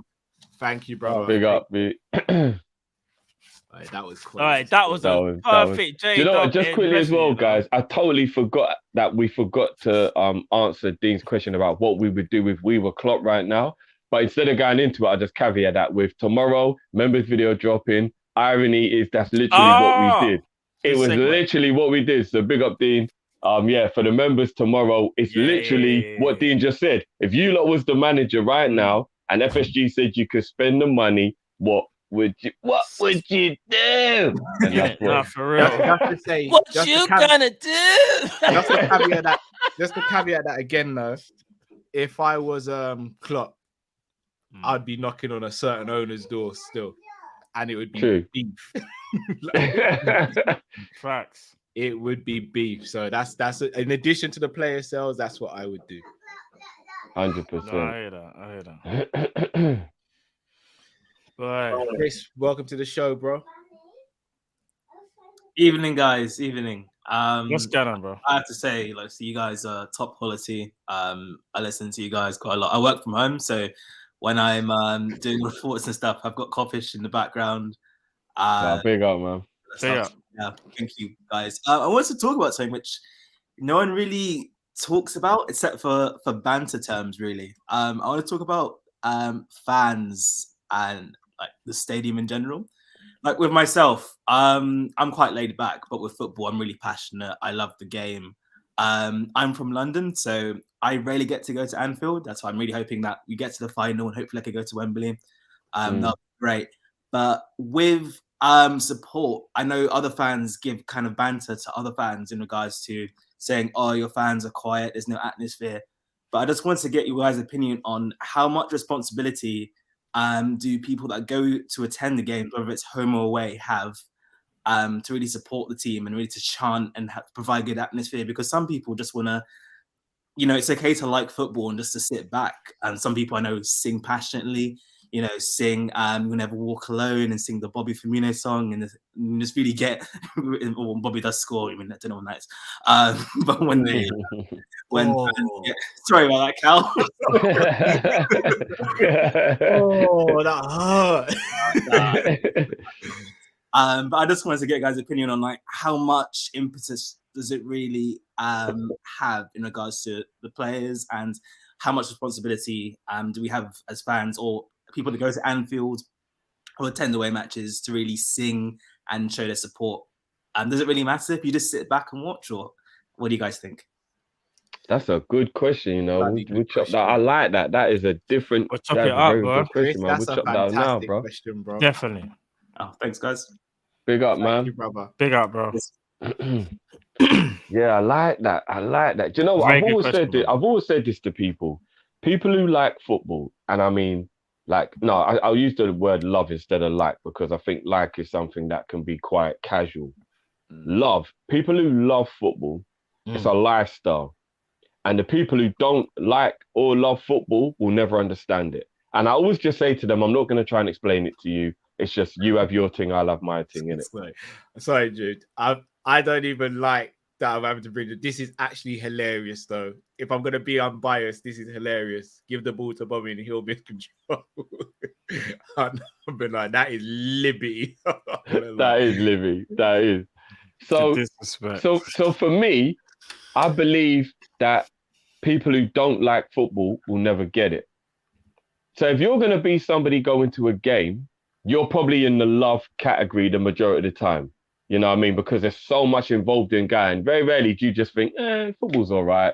Like, you normally love it to go. So you're naturally going to be infused and enthusiastic and passionate when you're there. But I do agree that there's some people who can have love without showing it. So it doesn't necessarily mean if somebody's just kicking back, they're not still as involved in you because they're not jumping around and being all animated, because that might be how they express it. So it is quite like, it is down to the individual. Although I will say that the crowd do have a 50-50 relationship with players in terms of what it is. Players should motivate the fans and the fans should motivate the players. And without one, the other one doesn't work well. And we saw when there was no fans in the stadium during the lockdown, how different things can be. So I feel like that's why the relationship is so perfect, because it all blends together. Do you see what I mean? And like what Jamal said earlier on when he said, why am I getting this passionate about 11 grown men trying to kick a ball into a fishnet? And when you try and break it down, it's so hilarious that could be how simplistic you look at it. But he also said, and these players don't know me, so why do I care about them? But you know what, Jamal? They don't know you personally, but you're part of a thing that they do know. So you're not unheard, if that makes sense, within the grander scheme of things, because we're all one big fan base. And the players need us. If players played football and there was no fans, they probably wouldn't really care and want to play themselves. Do you get what I mean? Like, so it's a marriage. You both have to motivate each other, in my opinion. And if you love it, generally you're going to be animated and you're going to be, do you know what I mean? Like, and again, it is down to who you are as a person. You see me, like, obviously Matt's been to a game physically with me. I don't know what I'm doing. I have no control. You could not tell me afterwards what I did, what I said, whatever. You lose it. In that moment, you lose it. You just do. So it kind of comes naturally once you love the game anyway, in my opinion. So what I was going to say is just quickly, in terms of like the whole fan thing, I'm going to be real. I don't think, like, for me, there's no perfect way to be a fan. You could be a fan that gets very animated like yourself, Drift, or there could be a fan that's like mad quiet, or there could be a fan that's like in the middle, like me and Cal, so to speak, or whatever. But I just think people just have to just be themselves when you're a fan, because I just believe that Liverpool, when it comes to Liverpool, yeah, you're not chilled at the game, by the way, bro. You lose it as well, but yeah, go on. No, you're not chilled at the game. no. But if you go to the, shall I tell you what it's like? So it's like going to a concert and not singing along to the words. That's true. Why are you at the concert then? Yeah, but you know what it is though. But some people though want to go to the concert to hear the music, but that's just not them. So they might just like, they'll get in the vibe and whatever, and they're bubbling, but they just won't sing along. It's just that everyone's different. It's just unique to that individual. So even though, like, I hear what you're saying, I kind of feel like when it comes to a fan, I don't think we should have a go at someone, for example, and I know you guys aren't saying it, but I'm saying just for the general, like, public, whatever, yeah? You should never go at someone if they're not screaming and shouting if Liverpool score a goal. That just might not be their personality, innit? But they still love Liverpool. Like, they do other things that you might not necessarily do. It's just a way of showing passion. Remember, when you get angry, upset, and whatever, that's just a way. That's an emotion, innit? And I think it's just ways how you can show your emotion being a fan. It just so happens that, I suppose what it is, the common way to do it is that when Liverpool score, I always look at it as like, how could you just sit there? Like, I'm being honest now. If Liverpool was to score against Brentford, no matter what we've been going through, I can't just sit there and just go, I'm celebrating. I'm gonna go crazy and go mad. But that's just how I feel. That's just my emotion, how I feel. That's just me as a fan. Same as Drift. I know for a fact if we score against Brentford, we're gonna have to make sure me and Kyle Drift don't break his screen, because I know what Drift's like. He'll break his screen, fam. Then he'll go, oh! And then it'll be like, bro, you just broke the screen. And just go mad. Can I be honest with you? I nearly broke my phone, fam. People know the stories. There's the footage. Here's the thing for me, just before Cal goes. You see the euphoria of a winning goal in an important game? Oh, yeah. I genuinely think now, and you can even call me sad if you want, I actually think it tops all feelings. I genuinely do. That's just my belief. In life, I think the winning goal in an important game, you see that euphoria? Yeah, for me, it's kids, though. My kids. No, that's different. That's not the same thing, man. Taking out the kids. I'm talking about like indulgent things, like enjoying a meal. Okay, like entertain. All right, I got you. Like eating a meal or driving a car fast, and all things like euphoric things. Yeah, like euphoric things, like not like importance. Like, come on, bro, bloody hell, like I'm not getting that far. I'm talking about like euphoria, like. I believe that there is no bigger feeling of euphoria in the world for me than Liverpool scoring the winning goal in an important football match. Like, for me, it tops everything. I just get a high I don't get anywhere else. Like, I just do. Like, it's mad. I'm glad you said that, because if I can find it, am I going to get time? Probably won't. Anyway, Cal, you go next, bro. I don't think I'll find it. I'm going to be honest. I genuinely believe if you go to a football match, for the first 10 minutes of a game, I think the onus is on the fans to create the atmosphere. And then for me, it's the players to maintain and heighten the atmosphere by how they play. I genuinely think as a fan going to a game, I think we have an obligation and a duty to get behind the team and create an atmosphere that is infectious for our players, but toxic for the away fans and the away players. I genuinely do.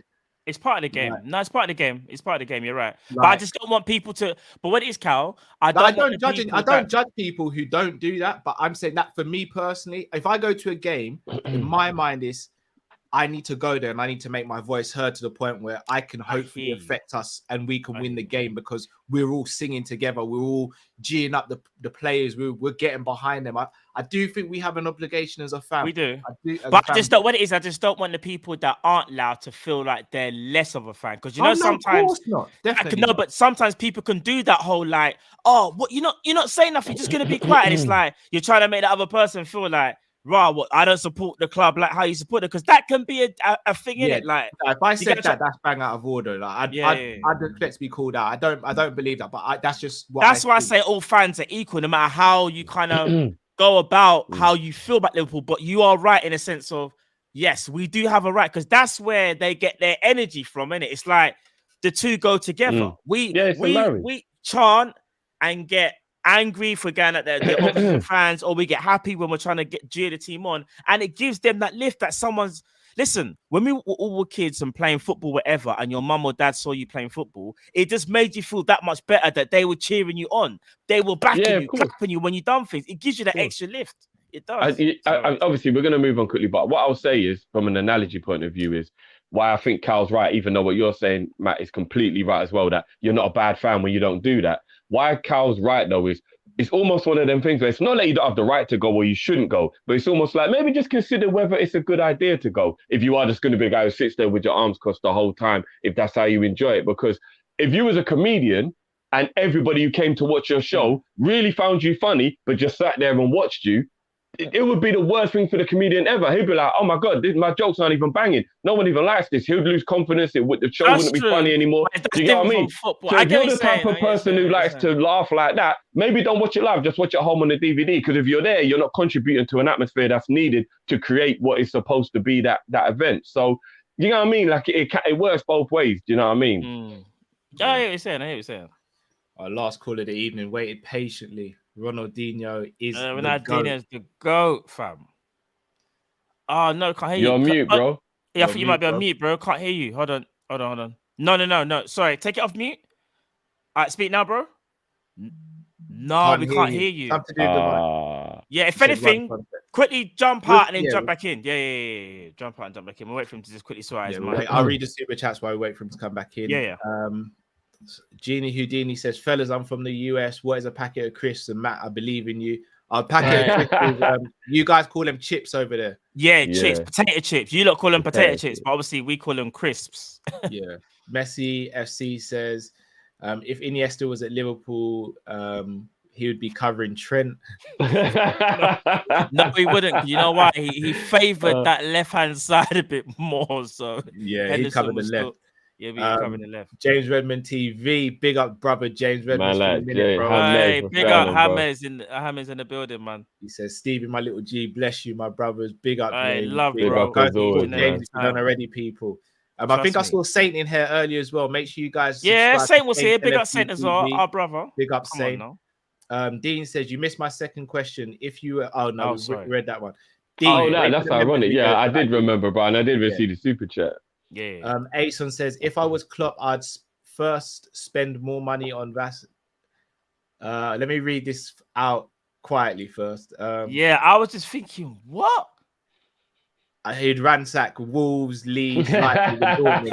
I had to make sure I wasn't going to step into something. Yeah, because when I saw the Vaseline thing, I was like, where's this going, fam? Yeah, I was thinking, Zabiri says, I celebrated Xhaka's red card like a goal yesterday. So did Arteta, bro. In hindsight, it was the worst thing that could have happened to us. Yeah, Geordie T says, lads, I had bad anxiety when I was a kid. It took many games for me to get the courage to even sing You'll Never Walk Alone. It still affects me. I try my best. Big up to yourself, Geordie. Yeah, big up. Big up. A lot of people, not even just anxiety, shyness. Shyness can also play a massive part in feeling awkward about other people. Like, when I was young, all jokes aside, I used to feel that anxiety in church.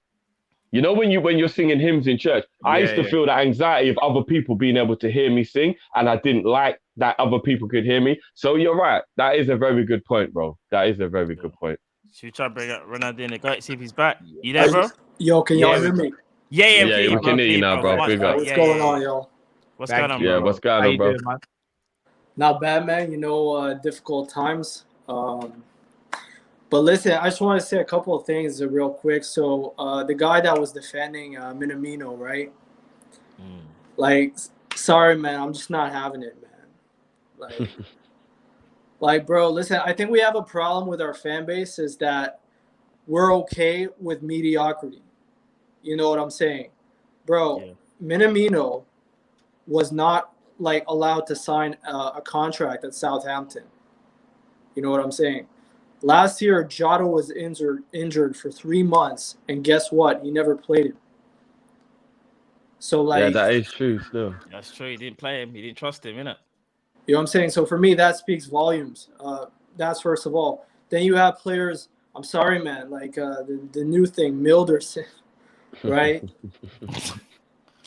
Bro, like, why does Klopp do this to us, man? Bro, honestly, when it comes to him playing James Milner in a big game like Chelsea, I genuinely don't know what it is. I can only say favoritism, bro. That's all I can say. Right? Like it's a big fucking problem. You know, Henderson as well. Listen, like, Henderson has had a lot of great matches, but in this new role, if he's trying to, you know, have this new, like, tactical switch or whatever, he's not the guy for it. You know what I mean? He's really not. And, you know, I just want to touch on Klopp because, you know, I want to ask you guys, when was the last time you've seen Klopp do a tactical change where you're like, oh, fuck, you know what? That was genius. Yeah. Well, no. Wolves. Was it? What did he do in Wolves, though? What did he actually do, Jeff? Can you remember the actual? Yeah, was it personnel? Yeah, he brought Origi on, and and we won the game. Yeah, that's a basic change you expect him to make. That's not tactical change. That's just personnel, Jeff. That's just personnel. No. I was being stupid. I don't know when the last time he done it, but yeah. Because he don't. Right. For me, the thing about Klopp is he has one plan. He only has plan A. Now, the thing is that plan A is world class, right? But for that to happen, you need to have certain types of players, right? And so for me, like, bro, your only proper footballers in the midfield is Thiago, right? Who's injured most of the time. Fabinho, obviously, from a defensive standpoint. And Naby, right? Now, the thing is, when Naby is available, you don't even start him. So, like, I don't get that. Neither do I. And it's kind of crazy because, as I said before, the last game Naby was fit for, it was just before AFCON. It was a Chelsea game. We didn't play him. We played James Milner. Naby's gone on to play for Guinea for 2 games and been man of the match in both games, and has that, from what I've seen, got no problem with his fitness. So it's frustrating because I feel like Klopp goes back to his tried and tested and his favourites, and I think sometimes that is him just being a bit cowardly, so to speak. I'm not really looking to really take a big chance in changing things. Absolutely. I mean, favoritism, and also the fact that I just think you're lacking quality in the squad. I mean, yesterday, listen, I'm not the biggest fan of Ox, right? But I was crying out for him to start or even come on. And again, that speaks volumes. Like, bro, we're putting on Ox. City put on Mahrez. Big difference, bro. Big difference. You know what I'm saying? So yeah, that's just what I think. You know, I just want to ask you, what do you think of Klopp from a tactical standpoint? You know what I mean? With his selections, for me, he has a big part to play for why this league is gone with his selections in Chelsea and Leicester, right? Same thing applies for last year's Champions League, not playing Thiago. You know what I mean? Stuff like that, man, right? So yeah, and one final thing real quick, totally not related, but in terms of Lewandowski and Haaland and all that, you're hearing all the time that they're killing it in the Bundesliga, and don't get me wrong, they're world-class strikers, but bro, has anyone seen the high line that they play? Yeah, they do. You know what I'm saying? Like, bro, you put Lukaku in there, and he'd probably score 100. You know what I'm saying? Yeah, that's true. That is true. Bundesliga's tax is quite heavy. I can't even lie. Right? It's pretty heavy.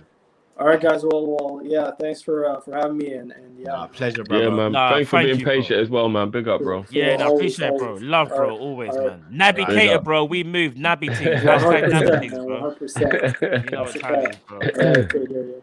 Big up, man. Nice Love, one, bro. Yeah, I don't know, man. The only thing I would say, if the Bundesliga tax is that hard, then we might as well just stop thinking about Haaland as well, though, isn't it? I've stopped thinking about Haaland, bro. Oh, have you done it now? Yeah, Yeah, okay, I had to, cool. bro. I had to. Fair We've enough. got Leighton Stewart coming through. Messi FC says if Iniesta was at Liverpool, he'd get slapped by Millie. You know what? Oofy, what are you doing all this techie stuff? You know what Ronaldinho was saying about the whole Milner thing? Let me just ask you like this, and I mean it seriously. Do you think Klopp knows that because of how dependable he is and whatnot, taking that into consideration, he's just rinsing every last squeeze out of Milner, knowing this will be his last year with us? Like, do you think there is an element of sentiment with it? Like, all serious, like all jokes aside, do you think there is an element of like, this is my lieutenant, I know I can like trust him, and he won't be here next season. I'm going to rinse every last bit I can out of this guy. That's counterproductive, Drift, because if you know he's not going to be there next season, you start transitioning him out so you don't become reliant on him. Yeah. No, I agree, but I'm just trying to figure out why maybe Klopp is actually going, because Klopp's playing Milner more than he even did last year and the year before. James Milner with everything. Hence why he's the vice captain. No, but guys, he's playing Milner more than he even played him last year and the year before. Like, he's really playing Milner in midfield now. Like, he ain't got Genie and he don't trust the others, bro. Yeah, bro. He really, maybe he really it is the trusts Genie Milner. thing. He really trusts him, bro. Like, again, he's the vice captain for a reason. Remember, Klopp has to obviously give the go ahead. That's his guy, bro. But do you know so much? That can still be your guy. You can still support your guy, yeah. But you've also got to acknowledge the rest of your squad. And there's been many times this season where he just hasn't been good enough. And he was just playing for the next game and the next game and the next game. It's like, bro, like, are you not seeing the same game that all us fans are watching? You're not seeing man just pull out stinkers. Like, we shouldn't change the personnel or something. What I will say in Milner's defense is, even though like people are unhappy with his age and him playing regular, I'll say maybe 2 or 3 of the games he's played in, he may have been the best midfielder, and he's definitely not usually the worst, which is actually maybe more scary than the fact he's playing, if I'm honest. Yeah, but it's the overall way on how the team plays if he plays as well, though. It's not just I hear that. It's like the Ronaldo thing. Like, he may score 2 goals in a game, but did Man U play well because of how he's played? Yeah, so, no, I hear that. Last caller of the evening, Roel. Can you hear us, bro? Can you hear me? Yeah, what's going on, bro? What's going on, bro? How you guys doing, man? We're good, bro. Bless, man. Bless. Thanks for having me on, man. You guys have been doing bits, you know. Really good, man. No, I love, man. I've been enjoying the show. I've been enjoying the show pretty much like all for the past 2 years. So big up to you guys, man. Seriously. And I don't know what's happening with Callum. Or I don't know what's happening with Callum here, but I think he needs to start drinking apple juice again, because he's been coming out with bare fire, man. Gonna logic, you know, and all of that. Football is not a business. It's not a business. You know what? Yeah, I was drinking the Boston Kool-Aid. You know, like I was FSG in, because they got me all wrapped up with the Red Sox and all of that. And then I listened to Callum. He was like, "It's not a business, not a business." I'm like, "Yeah, it's not business, bro." But big up to you guys, seriously. I have a quick question here. Do you think Liverpool as a club and its fans and like the manager were just too sentimental, comparing it with like City, whereby, you know, if this doesn't work, they just buy another player or someone gets benched? I just want to ask you guys, like, do you think we're just too sentimental? Especially, I mean, Klopp wouldn't play players that he doesn't trust, stuff like that. I mean, it's a bit, you know, it's kind of hindering our sort of like our progress and how we need to move forward as a club. For instance, I don't know whether this is true, but I can remember, that before Genie's 2 headers during the Champions League final, right? I don't know whether was he a regular, or was it after that? No, Was he's he a regular. Genie was always a regular. Yeah, he was a But regular. he benched him for that. So it wasn't the final. It was a semi-final. Sorry, The semi-final. He benched him for the against Barca. semi-final. He benched him for the semi-final. Yeah, against Barca. Was he a consistent play, like consistently being chosen? I don't know. And I think that was the reason why we were all so shocked that he dropped him for that game. Yeah, we were shocked. Yeah. That's why it was such a surprise. Yeah.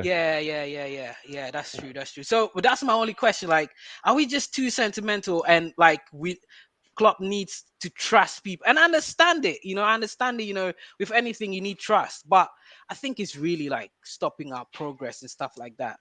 So that's my only question. But I just wanted to say, mainly the reason why I called is just you guys keep on doing what you guys are doing, and Thank you, man, thanks.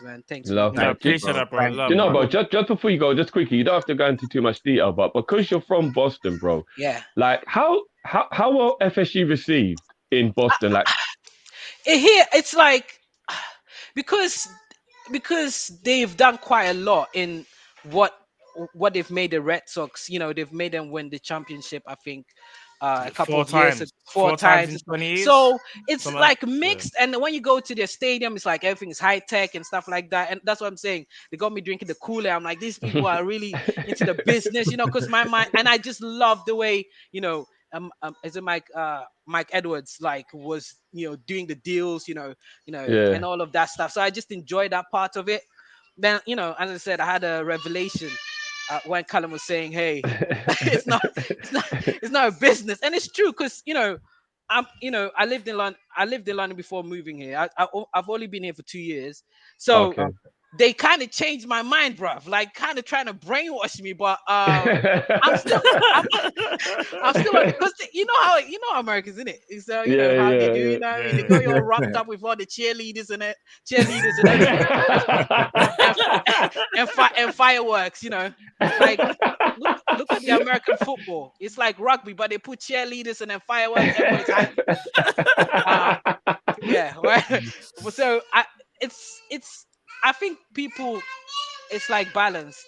It's like balanced. And I'm not 100% sure, but most people do kind of enjoy the fact that, FSG are in control of the Red Sox. Sorry, my son is going crazy. Yeah, that's cool. No, that's cool. Yeah, I just thought I'd ask, but yeah, man, big up, man, and you know what I mean, man. Cool, man. Love us always, man. Love, man. Take care, bro. Take care, bro. Big up. Take care. Bless. Have a blessed weekend. Bye. Sentiment, guys. Is it holding us back? Yeah. I mean, we've touched on it already. To be fair, we have. Like, are we just sentimental as a club?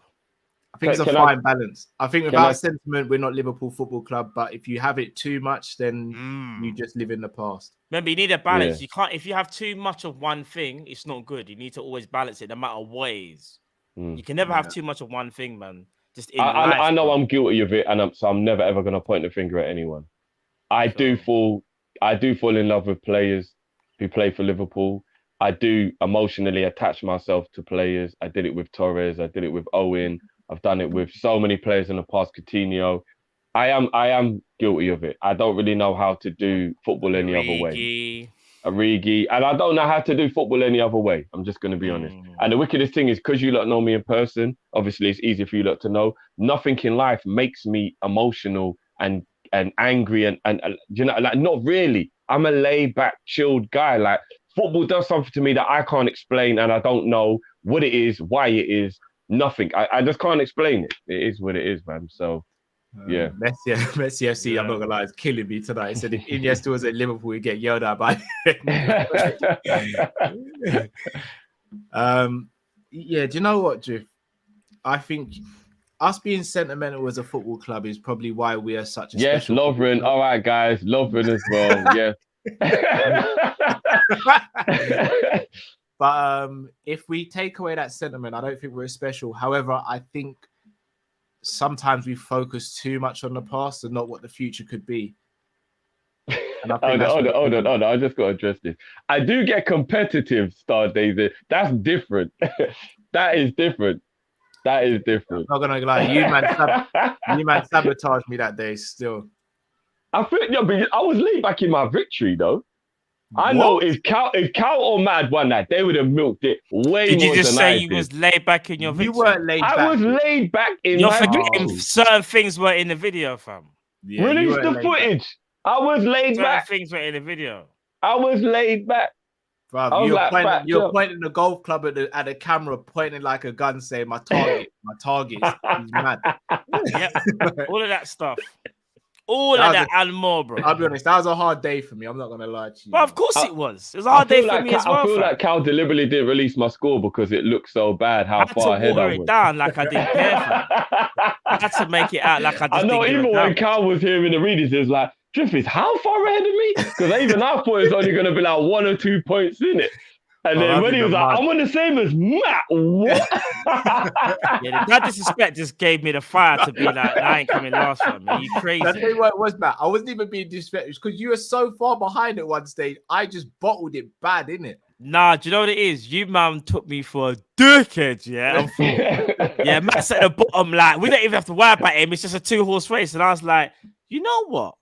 I needed to start being better, man. I got to start playing better because I started what threw me off here. Because I'm gonna be real, Drift knows how competitive I can be. My competitive You're the worst. You're the worst. No, I'm not the worst. I'm not. You're worse than me. You are. No, you're worse than me. Out of us three, I think you're the most competitive. Cal, who do you think is worse that I've been drifted about? Who's the most competitive? Oh, out of you two, I actually don't know. I think you mask it well, Drift.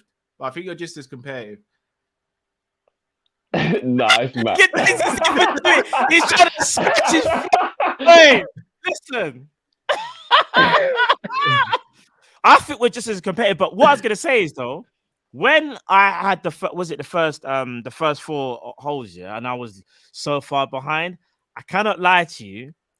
I was absolutely fuming, but I had to just make out that I was all right. Bruv, I wasn't all right, you know. I know and you were, bro. I know I could tell Drift was like trying to say certain things to egg me, and I wasn't giving him the response that he is expecting. And I know he's probably thinking, "No, Matt is fuming. He's trying to mask it, bro. It was tough." Yeah, I had my eye on Cal the entire time. I was like, he ain't getting away. He was 4 points ahead at one point. I was like, yeah, Cal ain't getting away. I'm not having this. I tell you when I bottled it on the one where Matt knocked my ball out of the way, and then it took me ages to get it. But it was the last. Oh, you mean the 2-1-3, 4-1-5? That's when I got rattled still, and that's when I lost. That's when my foot came off. I turned into Rafa when he started doing the facts. It was rough. Yeah. You first. Why are we tiptoeing around Klopp and tactics? I tell you what, he ain't Matix. No plan B, no escape plan. Sink or swim, cross or loss, we move. Hey, love Sabiri. Love. We move. All right, Matix, trust me. Genie Houdini says, which was more disrespectful, the Millie slap or when Robbo shoved Messi in the back of the head? And which would cause you to fight on the pitch? But when he pushed Messi. I'm gonna be real. I think don't think I'd react well if someone slapped me in the face. It's a slap. I think a push is like, you know, like because it's contact sport, you get a bit argy, but like no, bro. No, that shove in the head to Messi could have actually hurt his neck. It was a proper push in his head. I'm gonna be honest. If my teammate, because it was Milner slapped. I can accept it from a teammate. Milner slapped Simicast, bro. He slapped his own. Yeah, but he slapped him to wake him up because he was playing poorly. No, you don't do them things there, bro. If you slap me to wake me up, I'm gonna punch you to put you to sleep. Yeah.